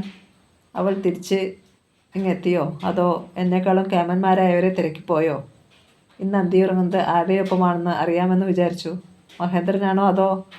അച്ഛൻ്റെ മുഖം വിളറുന്നതും ഫോൺ കയ്യിൽ നിന്ന് ഊർന്നു വീഴുന്നതും ദ്രൗപദി കണ്ടു. അച്ഛൻ തളർന്ന് കസേരയിലിരുന്നതും അവൾ പരിഭ്രമത്തോടെ ഫോൺ കയ്യിലെടുത്തു. നിങ്ങൾ നിങ്ങൾ അച്ഛനോട് എന്താണ് പറഞ്ഞത്? നീ കേട്ട് കാണുമല്ലോ. ഭർത്താവായ എനിക്ക് അതറിയാനുള്ള അവകാശമുണ്ട്. അതുകൊണ്ട് ചോദിച്ചതാണ്. നടുങ്ങിപ്പോയി. പിന്നീട് പറഞ്ഞതൊന്നും കേട്ടില്ല. അച്ഛൻ വല്ലാതെ വിയർക്കുന്നു. നെഞ്ചിൽ കൈ അമർത്തി വെച്ചു വേദന സഹിക്കാൻ ശ്രമിക്കുന്നു. മഹേന്ദ്രൻ പത്രം ഓഫീസിൽ തന്നെ ഉണ്ടായിരുന്നു. നിമിഷങ്ങൾക്കകം അയാളെത്തി. അച്ഛനെ താങ്ങിയെടുത്ത് കാറിൽ കയറ്റി അയാൾ ദ്രൗപദിയോട് പറഞ്ഞു, കയറൂ. ആസ്പത്രി. സ്ട്രെച്ചറിൽ അച്ഛനെ കൊണ്ടുപോകുന്നത് നോക്കി നിന്ന് തേങ്ങി. യമുന അപ്പച്ചി സമാധാനിപ്പിച്ചു. ഒന്നും വരില്ല അച്ഛന്. നിന്റെ അച്ഛന് ഒന്നും വരില്ല. വന്നാൽ പിന്നെ ആരുണ്ട് ഈ ലോകത്തിൽ? രാത്രി മുഴുവൻ അച്ഛനെ ഇൻറ്റൻസീവ് കിടത്തി പുറത്ത് കാവലിരുന്നു. അവർ 3 പേർ. ആ രാത്രി ഒരിക്കലും അവസാനിക്കാത്ത രാത്രി. കാത്തിരിപ്പ്. എന്തായിരുന്നു പെട്ടെന്ന്? മഹേന്ദ്ര ഇടയ്ക്ക് ചോദിച്ചു. എനിക്കറിയില്ല. ദേവദത്തൻ്റെ ഫോൺ വന്നു. അയാൾ എന്തോ പറഞ്ഞു. എന്താണെന്ന് ഞാൻ കേട്ടില്ല. അപ്പച്ചി പറഞ്ഞു. ദ്രൗപദി കുനിഞ്ഞിരിക്കുകയായിരുന്നു. മഹേന്ദ്രൻ അവളോടൊന്നും ചോദിച്ചില്ല. പുലർച്ചെ വരെ ചാരുബെഞ്ചിൽ ഒരേ ഇരിപ്പ്. കുറച്ചെങ്കിലും കിടന്നോളൂ, ഞാനുണ്ടല്ലോ, മഹേന്ദ്രൻ പറഞ്ഞു. പക്ഷേ കിടക്കാനായില്ല. ചെവിയിൽ ദേവദത്തൻ്റെ വാക്കുകൾ. പിന്നെയും പിന്നെയും അച്ഛൻ്റെ വിളർന്ന മുഖം, തളരുന്ന ശരീരം. ദ്രൗപദിക്ക് കണ്ണടയ്ക്കാനാവുന്നില്ല. യമുന അപ്പച്ചി കിടന്നു. ക്ഷീണം കൊണ്ട് ഉറങ്ങിയിരിക്കും. ദ്രൗപദിയുടെ കണ്ണുകൾ എപ്പോഴാണ് അടഞ്ഞത്? മഹേന്ദ്രൻ്റെ പരിഭ്രമം നിറഞ്ഞ വിളിയാണ് ഉണർത്തിയത്. മഹേന്ദ്രൻ്റെ പിറകെ എങ്ങോട്ടാണ് നടന്നത്? ശരീരം ആടിപ്പോകുന്നു. കാൽക്കീഴിൽ നിന്നും ഭൂമി തെഞ്ഞു മാറുന്നു. ചേതനയേറ്റ അച്ഛൻ്റെ മുന്നിൽ കണ്ണുകളടച്ച് അവർ നിന്നു. എല്ലാ വേദനകളിൽ നിന്നും മോചനം നേടി അച്ഛൻ ഉറങ്ങുന്നു. യമുന അപ്പച്ചിയുടെ ഉറക്കെയുള്ള കരച്ചിൽ. ചേച്ചി, ചായ തണുത്തുപോയി. ഞാൻ വേറെ ചായ കൊണ്ടുവരാം. വല്ലാതെ വിയർത്തിരിക്കുന്നു. ഫാൻ എപ്പോഴാണ് നിലച്ചത്? ഒരില പോലെ അനങ്ങുന്നില്ല. തലയ്ക്കുള്ളിൽ എന്തൊരു ഭാരമാണിത്. ദ്രൗപദി എഴുന്നേറ്റിരുന്നു.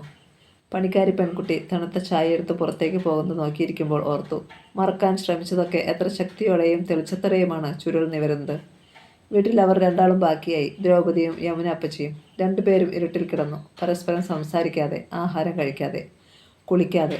മഹേന്ദ്രനും നന്ദിനിയും ഇടയ്ക്കിടെ വന്നു ഉപദേശിച്ചു, ദേഷ്യപ്പെട്ടു, ആശ്വസിപ്പിച്ചു.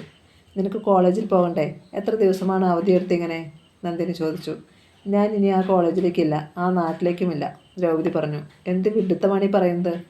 വിഡ്ഢിത്തമല്ല, സത്യം. ഞാൻ ഒരു മാറ്റത്തിന് ശ്രമിക്കുകയാണ്. ദൂരെ ദൂരെ ഒരിടത്തേക്ക്. ദേവദത്തൻ ഇന്നലെ വന്നിരുന്നു. അയാൾ വന്നിട്ട് നീ അയാളെ കാണാൻ കൂട്ടാക്കിയില്ലെന്ന് പരാതി പറഞ്ഞു. ശരിയാണ്, കാണാൻ കൂട്ടാക്കിയില്ല. ഇനി ഒരിക്കലും കാണാൻ വിചാരിക്കുന്നുമില്ല. ദ്രൗപദി, എന്താണിത്? നന്ദിനിക്കൊന്നും മനസ്സിലായില്ല. യമുന അപ്പച്ചിക്കും അവർക്ക് മനസ്സിലാക്കി കൊടുക്കാൻ ദ്രൗപദിക്കും ആവുകയുമില്ല. യമുന അപ്പച്ചി ഏട്ടൻ മരിച്ച ദുഃഖത്തിൽ നിന്ന് കുറേശ്ശെ മുക്തിയായി തുടങ്ങിയിരുന്നു. അവർ അത്ഭുതപ്പെട്ടു. അച്ഛൻ മരിച്ചെന്ന് കരുതി ഈ കുട്ടി എന്താണിങ്ങനെ? അച്ഛനെ ഓർത്ത് എന്ന് ഇങ്ങനെ കരഞ്ഞു കരഞ്ഞു കഴിയാനോ? ദേവദത്തൻ വന്നിട്ട് കാണാൻ തയ്യാറായില്ല. കാണണ്ട എന്ന് പറഞ്ഞു. അതിന് തക്കവണ്ണം എന്തുണ്ടായി? എന്തൊക്കെയായാലും ഭർത്താവല്ലേ. ദേവദത്തൻ്റെ അമ്മയും വന്നിരുന്നു. അവർ അരികിൽ വന്നിരുന്നു. ഒരുപാട് നേരം സമാധാനിപ്പിച്ചു. ഒറ്റ അക്ഷരം പറഞ്ഞില്ല ദ്രൗപദി. എന്താണ് ഇവൾക്ക് പറ്റിയത്? ജനിച്ചാൽ ഒരിക്കൽ മരിച്ചല്ലേ പറ്റൂ. ഇങ്ങനെ കരഞ്ഞ് ജീവിതം നശിപ്പിക്കാൻ തുടങ്ങിയാൽ ആത്മാവിന് കൂടി സമാധാനം കിട്ടില്ല. ദേവദത്തിനെ സ്വയം തിരഞ്ഞെടുത്തതല്ലേ. എന്തെങ്കിലും അഭിപ്രായ വ്യത്യാസമുണ്ടെങ്കിൽ തന്നെ പൊരുത്തപ്പെടാൻ ശ്രമിക്കണം. അയാളോടൊപ്പം പോയി ജീവിക്കണം. പോകില്ല, ഒരിക്കലും പോകില്ല. ദ്രൗപദി പാറ പോലെ ഉറച്ചു നിന്നു. ആരും പിന്നീട് നിർബന്ധിച്ചില്ല. വിവരമുള്ളവൾ, അറിവുള്ളവൾ. അവൾ എന്തെങ്കിലും തീരുമാനിച്ചിട്ടുണ്ടാവും. നീണ്ട ലീവ് എടുത്തു. സ്ഥലം മാറ്റി നിർത്താൻ അപേക്ഷ കൊടുത്തു. കാണേണ്ടവരെ നേരിട്ട് പോയി കണ്ടു. എനിക്കൊരു സ്ഥലം മാറ്റം തരണം. എവിടേക്കായാലും വേണ്ടില്ല, ദൂരത്തെ എവിടേക്കെങ്കിലും ആവണമെന്ന് മാത്രം. യമുന അപ്പച്ചി കരഞ്ഞു, സങ്കടപ്പെട്ടു. ഞാൻ നിന്നെ കുറ്റം പറയില്ല കുട്ടി. എന്നാലും എൻ്റെ വിധി തന്നെ നിനക്കും എന്നോർക്കുമ്പോൾ വാശിക്കളയും മോളെ. പെണ്ണ് എന്തും സഹിക്കാൻ വിധിക്കപ്പെട്ടവളാണ്. സീതയുടെ കഥ കേട്ടിട്ടില്ലേ? ശീലാവതിയുടെ കഥ കേട്ടിട്ടില്ലേ? അവരൊക്കെ എത്ര സഹിച്ചു. ദ്രൗപദി പറഞ്ഞു. ഞാൻ സീതയല്ല, ശീലാവതിയുമല്ല, ഞാൻ ദ്രൗപദിയാണ്. പുതിയ സ്ഥലത്തേക്ക് പോരുമ്പോൾ ദ്രൗപദിയുടെ ഹൃദയം ശാന്തമായിരുന്നു. യമുന അപ്പച്ചിയോട് കുറേ നിർബന്ധിച്ചു ഒപ്പം പോരാൻ. അപ്പച്ചി വന്നില്ല. പഴയതൊക്കെ ഇട്ടെറിഞ്ഞ് എങ്ങനെ വരും? മഹേന്ദ്രനും നന്ദിനിയും വന്നിരുന്നു യാത്രയയക്കാൻ. കേരളത്തിൻ്റെ വടക്കേ അറ്റത്ത് ഓണം കയറാൻ മൂലയായൊരു ഗ്രാമത്തിൽ ഇത്രയും ദൂരത്തേക്ക് ഒരു മാറ്റം വേണ്ടിയിരുന്നുവോ എന്നൊരു ചോദ്യം മഹേന്ദ്രൻ്റെ കണ്ണുകളിൽ ഉണ്ടായിരുന്നു. നന്ദിനി പറഞ്ഞു. ഇനി എന്ന് കാണാൻ? എല്ലാം ഉപേക്ഷിച്ചല്ലേ ദ്രൗപദി പോകുന്നത്? ദ്രൗപദി ചിരിച്ചു. ആളുകൾ എവിടെയെല്ലാം പോകുന്നു, കടൽ കടന്നു മറുതീരത്തേക്ക്. എന്നിട്ട് കാണേണ്ടപ്പോൾ കാണുന്നില്ലേ? അതിനുള്ള സമയം വരട്ടെ. വല്ലപ്പോഴും എഴുതാൻ മറക്കരുത്. കഥ ചോദിച്ച് അത്ര ദൂരം വരാൻ പറ്റിയെന്ന് വരില്ല, മഹേന്ദ്രൻ പറഞ്ഞു. തീർച്ചയായും. ഞാൻ എവിടെയായാലും എഴുതാതെ ഇരിക്കാനാവില്ലല്ലോ. എൻ്റെ കഥകൾ എത്താതെ വരുമ്പോൾ ദ്രൗപദി മരിച്ചു കഴിഞ്ഞു എന്ന് കരുതിക്കൊള്ളുക. ലാഘവത്തോടെ ദ്രൗപദി ചിരിച്ചു. പുതിയ സ്ഥലത്ത് എത്തിയിട്ട് 2 ആഴ്ച. വീട്, കോളേജ്, പണിക്കാരി പെണ്ണ്, എല്ലാവരുമായും പൊരുത്തപ്പെട്ടു. ദ്രൗപദിയുടെ മാത്രം പ്രത്യേക കഴിവ്. ജോലിക്ക് ചേർന്ന ദിവസം വളരെ കുറച്ച് അധ്യാപകരെ കണ്ടുള്ളൂ. സമരം കൂടുതലാണ്. അധ്യാപകരൊക്കെ വന്ന ഉടൻ തിരിച്ചു പോകും. വിദ്യാർത്ഥികൾക്ക് പഠനത്തെക്കാൾ താല്പര്യം സമരം ചെയ്യാനാണ്. മെലിഞ്ഞു നീണ്ട ഒരു അധ്യാപകൻ വളരെ താല്പര്യത്തോടെ അവളെ പരിചയപ്പെട്ടു. ടീച്ചർ ഇവിടെ വന്നത് ഞങ്ങളുടെയും കോളേജിൻ്റെയും ഭാഗ്യം. ദേവദത്തൻ സാർ ഇങ്ങോട്ട് വരുമോ അതോ? അവൾ മറുപടി പറഞ്ഞില്ല.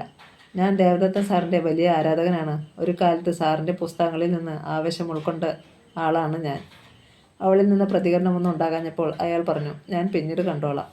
ദേവദത്തിനെ പറ്റി പിന്നെയും ആരൊക്കെയോ ചോദിച്ചു. അവൾ ആരോടും ഒന്നും പറഞ്ഞില്ല. പറയാതെ തന്നെ എല്ലാവരും കാര്യങ്ങൾ അറിഞ്ഞുകൊള്ളും. ദിവസങ്ങൾ കഴിയവേ വിചാരിച്ചതുപോലെ തന്നെ കുറേശ്ശെയായി എല്ലാവരും അറിഞ്ഞു. ദ്രൗപദി മനഃപൂർവ്വം മാറ്റം വാങ്ങിയതാണ്. ചിലർക്ക് സംശയം. എന്താണ് കാരണം? എന്തിനാണ് പിണങ്ങിയത്? സ്ത്രീകൾ പൊതുരംഗത്തിറങ്ങി പ്രവർത്തിച്ചാൽ ഇതൊക്കെ സ്വാഭാവികം. വീട്ടുകാര്യം നോക്കലും കുട്ടികളെയും ഭർത്താവിനെയും ശുശ്രൂഷിക്കലും മാത്രമായി കഴിഞ്ഞാൽ പ്രശ്നമൊന്നും ഉണ്ടാവില്ല.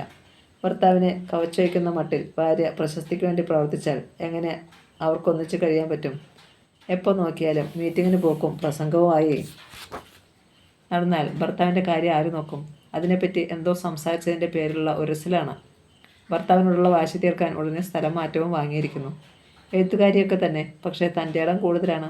അല്ലെങ്കിൽ അപരിചിതമായ സ്ഥലത്ത് ഒരാൺതുണയില്ലാതെ പണിക്കാരിയെ കൂട്ടി താമസിക്കാൻ ധൈര്യം കാട്ടുമോ? ഈ മാതിരി ചർച്ചകളൊന്നും ദ്രൗപദി കേട്ടില്ലെന്ന് നടിച്ചു.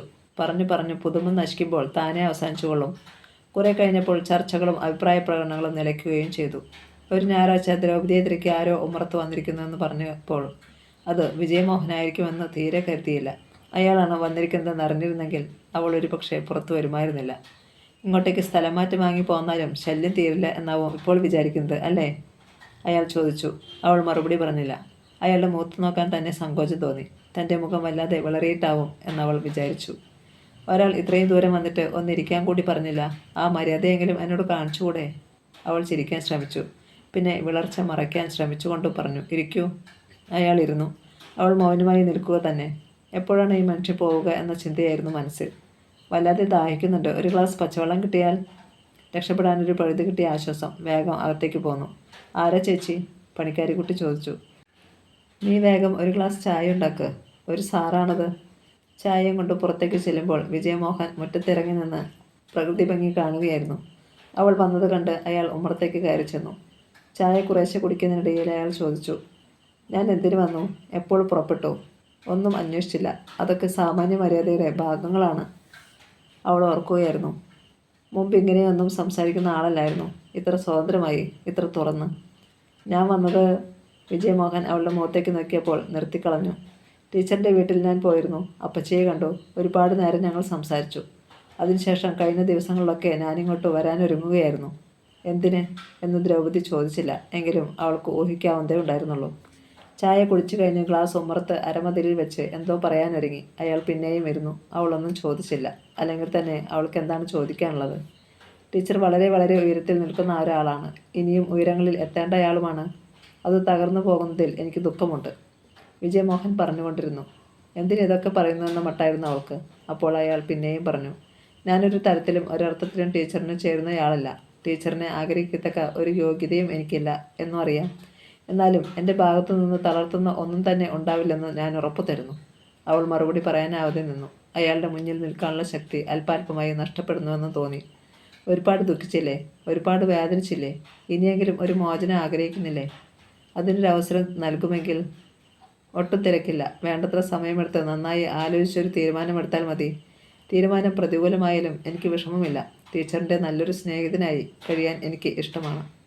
വിജയമോഹൻ പോയിക്കഴിഞ്ഞ് എത്ര നേരമാണ് അയാളെപ്പറ്റിയും അയാളുടെ വാക്കുകളെപ്പറ്റിയും ഓർത്ത് ദ്രൗപദി അന്നിരുന്നത്.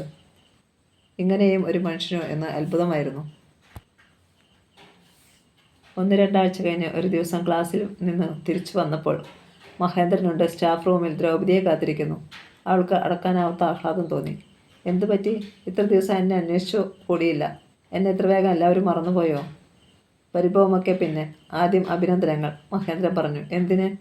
പുതിയ കഥാസമാഹാരം. അതിലെ ആദ്യത്തെ കഥ ആത്മകഥാംശം ഉള്ളതുകൊണ്ടാവും അത് ഇത്രയും മനോഹരമായത്. പൊതുവെ പുസ്തകം നന്നായിരിക്കുന്നു. നല്ല അച്ചടി. വീട്ടിലേക്ക് നടക്കും വഴി മഹേന്ദ്രൻ ചോദിച്ചു. ദേവദത്തിൻ്റെ കാര്യത്തിൽ ദ്രൗപദിയുടെ തീരുമാനം എന്താണ്?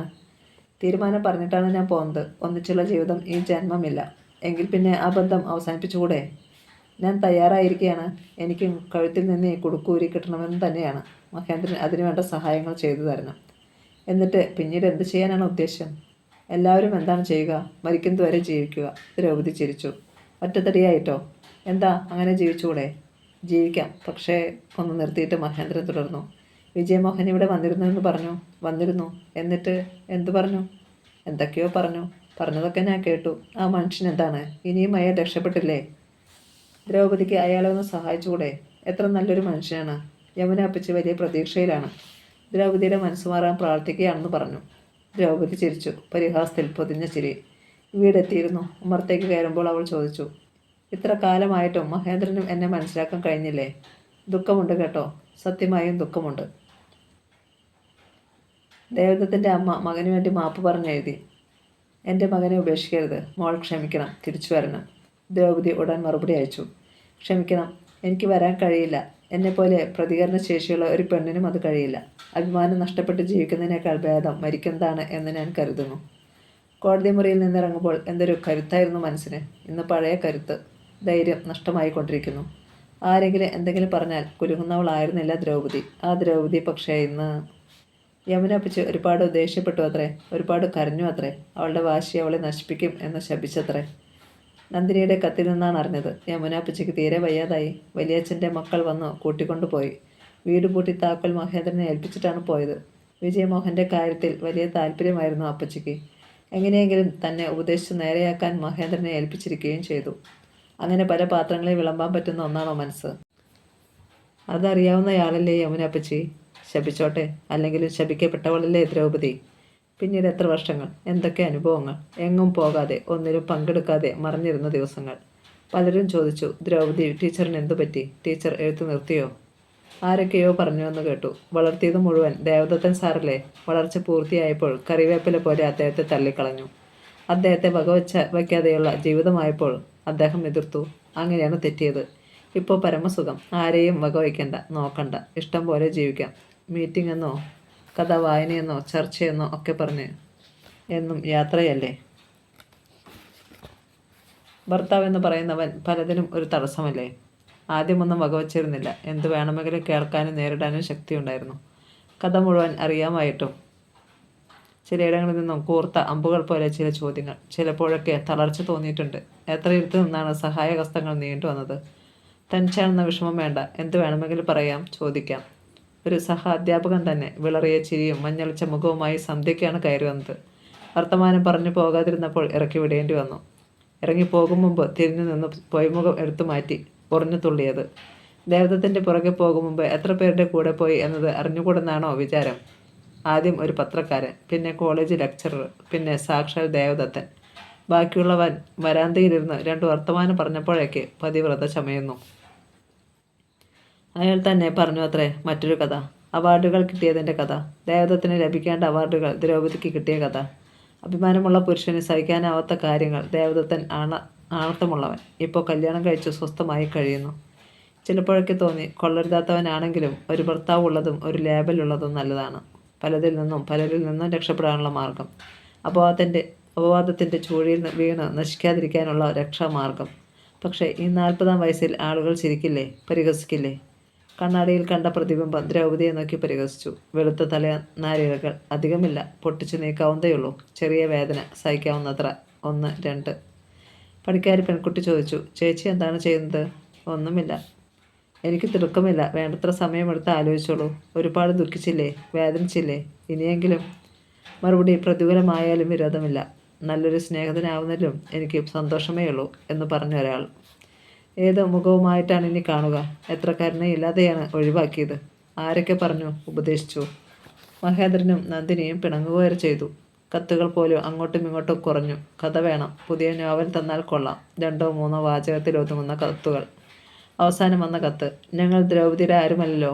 ദ്രൗപദിയുടെ കാര്യങ്ങളിൽ ഇടപെടുന്നത് ഇഷ്ടമല്ലല്ലോ. മേലിൽ അതുണ്ടാവില്ല. മഹേന്ദ്രനും നന്ദിനിയും വാക്കുപാലിച്ചു. എത്ര കാലം ഒന്നും അന്വേഷിച്ചിട്ടില്ല. ദ്രൗപദി എങ്ങനെ കഴിയുന്നു എന്ന് പോലും. ദ്രൗപദിയും തൻ്റെ തോടിനുള്ളിലേക്ക് ഒതുങ്ങി, ആവുന്നത്ര പുറത്തിറങ്ങാതെ, ഒന്നിലും പങ്കെടുക്കാതെ. എത്രയോ സാഹിത്യ സമ്മേളനങ്ങൾ, സാഹിത്യ സദസ്സുകൾ, അവാർഡുകൾ കിട്ടിയപ്പോൾ കൂടി വാങ്ങാൻ പോയില്ല. മനഃപൂർവ്വം സ്വീകരണങ്ങൾ ഒഴിവാക്കി. ഇന്നിതാ കുറേ കാലത്തിന് ശേഷം മഹേന്ദ്രൻ നേരിട്ട് വിളിച്ചു പറഞ്ഞിരിക്കുന്നു സ്വീകരണ സമ്മേളനത്തിന് പങ്കെടുക്കാമെന്ന് ദ്രൗപദി സമ്മതിക്കുകയും ചെയ്തിരിക്കുന്നു. മഹേന്ദ്രനെ കാണുമ്പോൾ ചിലതൊക്കെ പറയാനുണ്ട്. പണ്ടൊരിക്കൽ ചോദിച്ചില്ലേ, ഒറ്റത്തടിയായി എത്ര കാലം കഴിയുമെന്ന്? ശരിയാണ്, തനിക്കും തോന്നി തുടങ്ങിയിരിക്കുന്നു ഈ യാത്ര അധികകാലം തുടരാനാവില്ലെന്ന്. മഹേന്ദ്രൻ അത് കേൾക്കുമ്പോൾ എന്താവും വിചാരിക്കുക? പരിഹസിക്കുമോ? എല്ലാ വർഷവും കുട്ടികൾ നിർബന്ധിക്കാറുള്ളതാണ് വിനോദയാത്രയ്ക്ക് അവരോടൊപ്പം ചേരാൻ. രസതന്ത്രം പഠിക്കുന്നവരും ധനശാസ്ത്രം പഠിക്കുന്നവരും മലയാളം പഠിക്കുന്നവരും വർഷം തോറുമുള്ള വിനോദയാത്രകൾ, സ്റ്റഡി ടൂറുകൾ.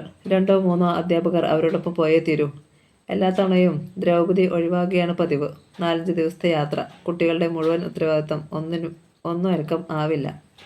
ഇത്തവണ ടീച്ചർ വന്നേ പറ്റൂ. ടീച്ചർ ഇല്ലാതെ ഞങ്ങൾ പോവില്ല. ഈ വരവ് ടീച്ചർക്ക് നല്ലൊരു അനുഭവമായിരിക്കും. നല്ലൊരു നോവൽ എഴുതാനുള്ള പ്രചോദനം ഈ യാത്രയിൽ നിന്ന് ടീച്ചറിന് ലഭിക്കും, തീർച്ച. അത് പറഞ്ഞ കുട്ടി ആരായിരുന്നു? ആരായാലും അത് സത്യമായി ഭവിച്ചിരിക്കുന്നു. മധുര, ഊട്ടി, മൈസൂർ, പളനി, രാമേശ്വരം, എല്ലായിടവും ഒരോട്ട പ്രദക്ഷിണം. കുട്ടികൾ ആഹ്ലാദത്തിമിറുപ്പിൽ ബഹളം കൂട്ടി. 4 അധ്യാപകർ, 2 പുരുഷന്മാരും 2 സ്ത്രീകളും. അധിക സമയവും അവൾ മൗനം. മധുരയിലെ മീനാക്ഷി ക്ഷേത്രത്തിൻ്റെ ഉത്തും ഗോപുരങ്ങൾ, ഇടുങ്ങിയ തെരുവുകൾ, തിരക്കിൽ തമിഴ് പേശി കച്ചവടം നടത്തുന്ന തമിഴർ. മൈസൂരിലെ മനോഹരമായ ചാമുണ്ടി മലകൾ, കൊട്ടാരങ്ങൾ, വിശാലമായ വീഥികൾ. ഊട്ടിയിലേക്ക് വളഞ്ഞു പൊളിഞ്ഞു പോകുന്ന മലമ്പാതകൾ. പാതകൾക്കിരുവശവും പ്രകൃതി നട്ടു നനച്ചു വളർത്തിയ സൂര്യകാന്തി പൂക്കളും വേലിപ്പരുത്തികളും, കുടനിവർത്തി നിൽക്കുന്ന മലനിരകളും, ശരീരം മുഴുവൻ കമ്പിളിയിൽ പൊതിഞ്ഞ് ഇത്തിരി കണ്ണു തുറന്ന് അപരിചിതരെ നോക്കുന്ന സ്കൂൾ കുട്ടികളും. എല്ലാം പ്രചോദനം നൽകുന്ന അനുഭവങ്ങൾ തന്നെയായിരുന്നു. രാമേശ്വരത്ത് കടലിൽ കുട്ടികളോടൊപ്പം മുങ്ങിക്കുളിച്ച് ഈറം ധരിച്ച് മണിക്കൂറുകൾ കാത്തുനിന്ന് ദേവദർശനം നടത്തുമ്പോൾ മനസ്സെന്തായിരുന്നു പ്രാർത്ഥിച്ചത് എന്നറിയില്ല. പളനിയിലെ മലമുകളിലേക്കുള്ള കുത്തനെയുള്ള 1008 പടികൾ കിതച്ച് കയറുമ്പോഴും പ്രാർത്ഥിച്ചത് എന്തെന്നറിയില്ല. പ്രാർത്ഥനകളുടെ ഫലം കൊണ്ടാണോ എന്നറിയില്ല. വർഷങ്ങൾക്ക് ശേഷം അയാളെ കണ്ടത്. പളനിയിൽ ഒരു ദിവസം താമസിച്ച് അടുത്ത ദിവസമാണ് അവിടെ നിന്നും പോയത്. സാമാന്യം ഭേദപ്പെട്ടൊരു ഹോട്ടലിൽ മുറിയെടുത്ത് വിശ്രമം. വൈകുന്നേരം പല സംഘമായി എല്ലാവരും പുറപ്പെട്ടു. കുട്ടികൾ ധാരാളം പണം കൊണ്ടുവന്നിരുന്നുവെന്ന് തോന്നുന്നു. കണ്ണിൽ കണ്ടതൊക്കെ വാങ്ങിക്കാൻ അവർ ഉത്സാഹം കാട്ടി. പോയി വാങ്ങിച്ചോളൂ, വഴി തെറ്റരുത്, ഞാനൊന്ന് മല കയറി വരാം എന്ന് പറഞ്ഞ് അവൾ തനിയെ പുറപ്പെട്ടു. മലമുകളിലേക്ക് വളഞ്ഞു പൊളിഞ്ഞു പോകുന്ന വഴി നേരത്തെ കണ്ടുവച്ചിരുന്നു. വഴിയുടെ ഇരുവശവും വളർന്നു നിൽക്കുന്ന വൻമരങ്ങളും അവയുടെ ശാഖകളിൽ തൂങ്ങുന്ന അനേകം ചെറു കളിത്തൊട്ടിലുകളും ശ്രദ്ധിച്ചിരുന്നു.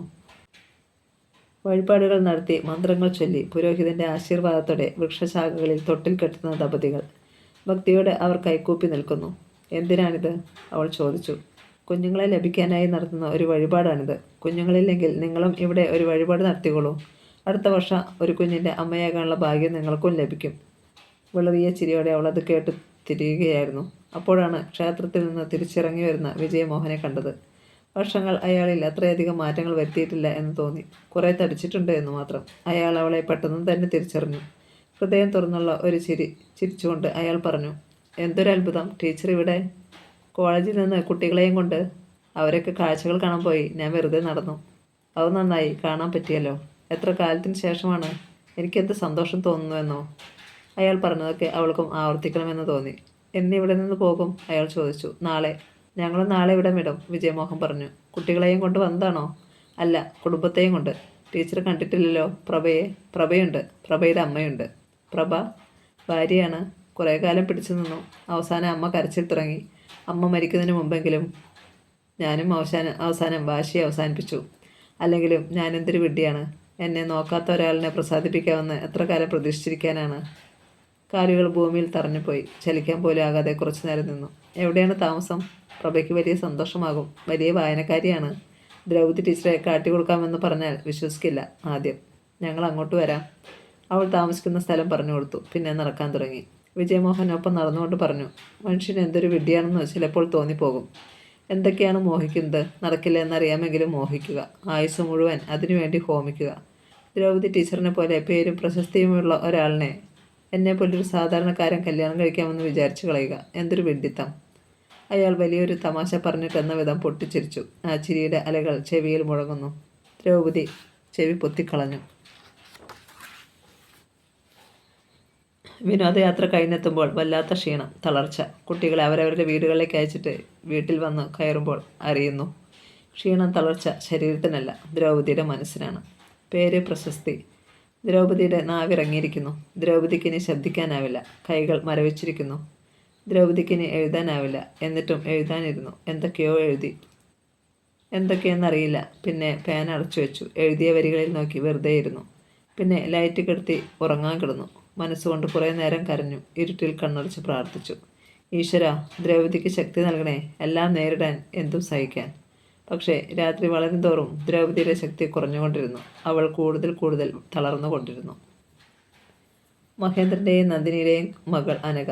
ദ്രൗപദിയാണ് അവൾക്ക് ആ പേരിട്ടത്. ദ്രൗപദി ഇഷ്ടപ്പെട്ടിരുന്ന പേര് അനഘ. അവൾ ചോദിച്ചു. അച്ഛാ, ആൻറ്റി ഉറങ്ങുകയാണോ? അതെ. ഇത്ര നേരമായിട്ട് നമ്മളൊക്കെ വന്നിട്ട് ഉണരാത്തത് എന്താണ്? അവൾ വീണ്ടും ചോദിച്ചു. അത് ആൻറ്റി സുഖമായി ഉറങ്ങുകയാണ്. ആര് കണ്ടാലും ദ്രൗപദി ഉറങ്ങുകയാണെന്നേ തോന്നുമായിരുന്നുള്ളൂ. അത്ര ശാന്തമായി, കണ്ണുകൾ ഇറുക്കിയടച്ച്, തികച്ചും സ്വാഭാവികമായ ഭാവം. നല്ല തിരക്കായിരുന്നു. വീടിന് മുറ്റത്ത് വിശാലമായ പന്തൽ, എല്ലാവർക്കും കാണത്തക്ക വിധം ഉയരത്തിൽ മഞ്ചമുണ്ടാക്കി അതിന് മുകളിലാണ് ദ്രൗപദിയെ കിടത്തിയിരുന്നത്. കുളിപ്പിച്ച്, പൊട്ടിത്തെളിവിച്ച്, പുത്തൻ വസ്ത്രങ്ങൾ ധരിപ്പിച്ച്.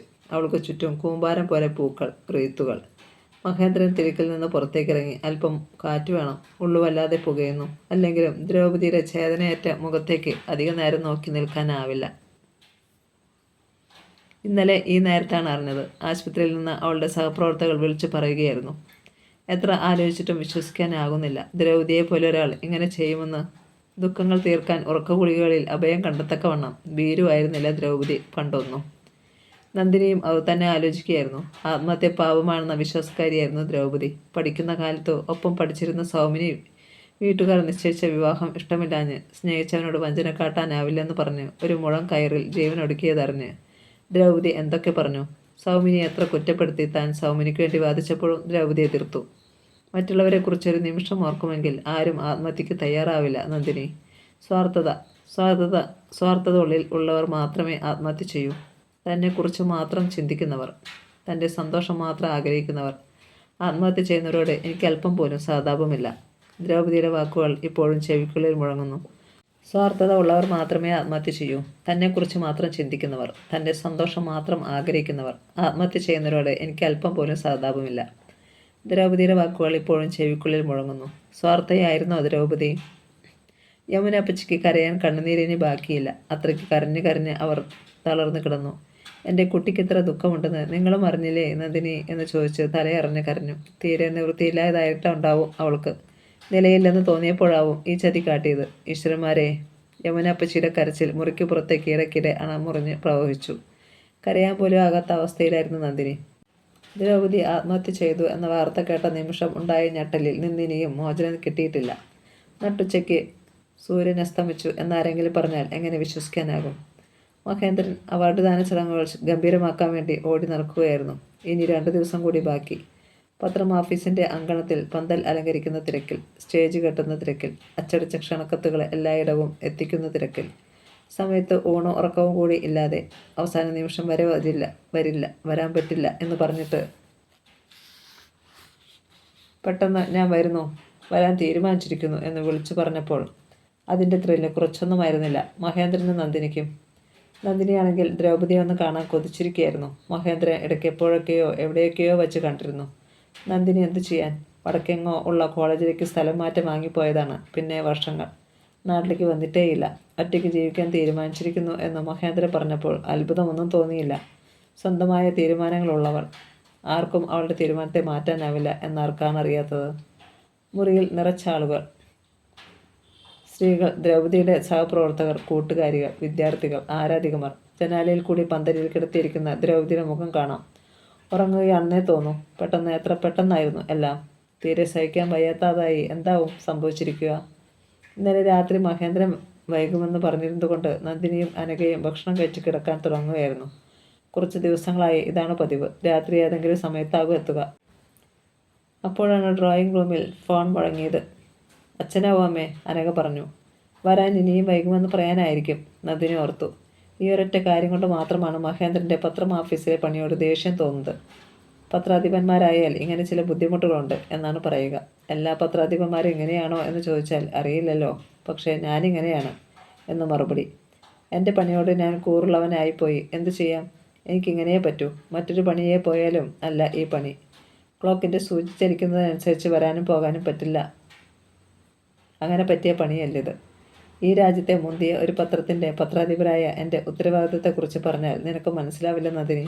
അതുകൊണ്ട് ഈ സംസാരം നിർത്താം. അവൾ പിന്നെ ഒന്നും പറയാറില്ല. അത് അവൾക്കും അറിയാവുന്നതല്ലേ. രാത്രി വരാൻ വൈകുന്ന ദിവസങ്ങളിൽ പറഞ്ഞു പോകുമെന്ന് മാത്രം. നന്ദിനി ഫോൺ എടുത്തു. ഞാനാണ് നന്ദിനി, മഹേന്ദ്രൻ തന്നെ. നീ വിഷമിക്കരുത്, ഞാനൊരു ബാഡ് ന്യൂസ് പറയാൻ പോകുന്നു. നന്ദിനി വിറച്ചുപോയി. ഈശ്വര, എന്താണ് കേൾക്കാൻ പോകുന്നത്? നമ്മുടെ ദ്രൗപദി മരിച്ചു. ഞാനിപ്പോൾ പോയിട്ട് വന്നേയുള്ളൂ. സൂയിസൈഡാണ്. തലയ്ക്കടിയേറ്റതുപോലെ. കണ്ണുകളിൽ ഇരുട്ട് കയറുന്നു. ഭൂമി കറങ്ങുന്നു. വീഴാതിരിക്കാൻ ചുവരിൽ ചാരി. ഒന്നും ചോദിക്കാൻ കഴിഞ്ഞില്ല. ഇപ്പോഴായിരുന്നു. എവിടെ വച്ചായിരുന്നു? എന്തിനായിരുന്നു? അമ്മയുടെ മുഖം കണ്ട് അനഘ തിരക്കി. എന്താണമ്മേ? അച്ഛൻ എന്താണ് പറഞ്ഞത്? ഒന്നുമില്ല, മോളുറങ്ങിക്കോളൂ. അനഘ കിടക്കാൻ പോയി. അണക്കെട്ടി നിർത്തിയ കരച്ചിൽ പൊട്ടി വന്നു. അല്പം കഴിഞ്ഞപ്പോൾ മുറ്റത്ത് മഹേന്ദ്രൻ്റെ ബൈക്കെത്തി. അവൾ ഓടി പുറത്തെത്തി. സിറ്റൗട്ടിലേക്ക് കയറുമ്പോൾ തന്നെ നന്ദിനി ചോദിച്ചു. സത്യമാണോ പറഞ്ഞത്? സത്യം. മെഡിക്കൽ കോളേജിൽ കൊണ്ടുവന്നിരിക്കുകയാണ്. രാവിലെ പോസ്റ്റ്മോർട്ടം നടക്കൂ. ഈശ്വര, ദ്രൗപദി എന്തിനാണിത് ചെയ്തത്? നന്ദിനി തലയിൽ കൈവച്ച് പറഞ്ഞു. ഉറക്ക ഗുളികകൾ കണക്കില്ലാത്തത്ര കലക്കി കുടിക്കുകയായിരുന്നു. ആരും അറിഞ്ഞില്ല. ജോലിക്കാരി പെൺകുട്ടി ഉണർത്താൻ ചെന്നപ്പോഴാണ് അറിഞ്ഞത്. നന്ദിനി ചലനമറ്റിരുന്നു. ഞാൻ പോവുകയാണ്. നീ മോളെയും കൂട്ടി രാവിലെ എത്തിയാൽ മതി. ദ്രൗപദിയുടെ വീട്ടിൽ. ഡെഡ് ബോഡി അവിടേക്കാണ് കൊണ്ടുവരിക. മഹേന്ദ്രൻ്റെ ബൈക്കിൻ്റെ ശബ്ദം അകന്നകന്ന് പോയി. നന്ദിനി മുറിയിൽ തനിച്ചായി. രാവിലെ നന്ദിനി എത്തി. വളരെ കഴിഞ്ഞാണ് ദ്രൗപദിയുടെ മൃതദേഹം വെച്ചുകൊണ്ട് ആംബുലൻസ് എത്തിയത്. നേരിൽ കാണുന്നതുവരെയും നന്ദിനി സ്വയം വിശ്വസിപ്പിക്കാൻ ശ്രമിക്കുകയായിരുന്നു. ദ്രൗപദി മരിച്ചിട്ടില്ല. അവൾക്ക് എങ്ങനെ മരിക്കാൻ കഴിയും? മുറ്റത്തും പറമ്പിലും റോഡിലും തിങ്ങി നിറഞ്ഞ ആളുകൾ. എല്ലാവരും ശബ്ദമടക്കി സംസാരിച്ചു. വല്ലാത്ത തളർച്ച. നന്ദിനി വെറും തറയിൽ കിടന്നു. യമുനാപ്പച്ചി എവിടെ? കരച്ചിൽ കേൾക്കാനില്ലിപ്പോൾ. എവിടെയെങ്കിലും ബോധമറ്റ് കിടക്കുന്നുണ്ടാകും. ആകെയുണ്ടായിരുന്ന ആശ്വാസം നഷ്ടപ്പെട്ടിരിക്കുന്നു. പിണക്കം ഭാവിച്ച് അകന്നു കഴിയുമ്പോഴും മനസ്സെപ്പോഴും പ്രാർത്ഥിക്കുകയായിരുന്നു ദ്രൗപദിക്ക് വേണ്ടി. ഏറെ നേരം മയങ്ങിയെന്ന് തോന്നുന്നു. എന്നിട്ടും തളർച്ച ശരീരം പൊങ്ങാൻ കൂട്ടാക്കുന്നില്ല. വല്ലാത്തൊരു ബഹളം, കൂട്ടക്കരച്ചിൽ. നന്ദിനി ശ്രമപ്പെട്ട് തലയുയർത്തി. കുറേ പെൺകുട്ടികളാണ്. കോളേജിലെ കുട്ടികളാവും. പിന്നെയും വളരെ നേരം കഴിഞ്ഞാണ് ശവസംസ്കാരം നടന്നത്. പ്രശസ്തരും അല്ലാത്തവരും ചേർന്ന് വലിയൊരു ജനസമുദ്രമായി കഴിഞ്ഞിരുന്നു അവിടം. ദേവദത്തൻ വന്നിരുന്നുവോ എന്നൊന്നും നോക്കാൻ നന്ദിനിക്ക് കഴിഞ്ഞില്ല. അല്ലെങ്കിൽ അയാൾ എന്തിനാണ് വരുന്നത്? അയാളുടെ ആരാണ് ദ്രൗപദി? എല്ലാം കഴിഞ്ഞ് വീട്ടിൽ തിരിച്ചെത്തി മനസ്സും ശരീരവും തളർന്നിരിക്കുമ്പോൾ മഹേന്ദ്രൻ പറഞ്ഞു. ഒന്നോർത്താൽ ഭാഗ്യവതിയാണ് ദ്രൗപദി. കത്തി നിൽക്കുമ്പോൾ അണയുക, അസ്തമിക്കുക. മരണം ഒരിക്കലല്ലേയുള്ളൂ. അതിങ്ങനെയാകട്ടെ, ഇപ്പോൾ തന്നെയാകട്ടെ എന്ന് കരുതിയിട്ടുണ്ടാവും. ദ്രൗപദിയുടെ മരണം നടന്ന് 2 or 3 ദിവസങ്ങൾ കഴിഞ്ഞപ്പോൾ മഹേന്ദ്രനൊരു കത്ത് കിട്ടി. അയാൾ അവധിയെടുത്ത് വീട്ടിൽ തന്നെ ഇരിക്കുകയായിരുന്നു. അപ്പോഴാണ് പത്രം ഓഫീസിലെ പ്യൂൺ ഓഫീസ് അഡ്രസ്സിൽ വന്ന കത്ത് ചെന്നു കൊടുത്തത്.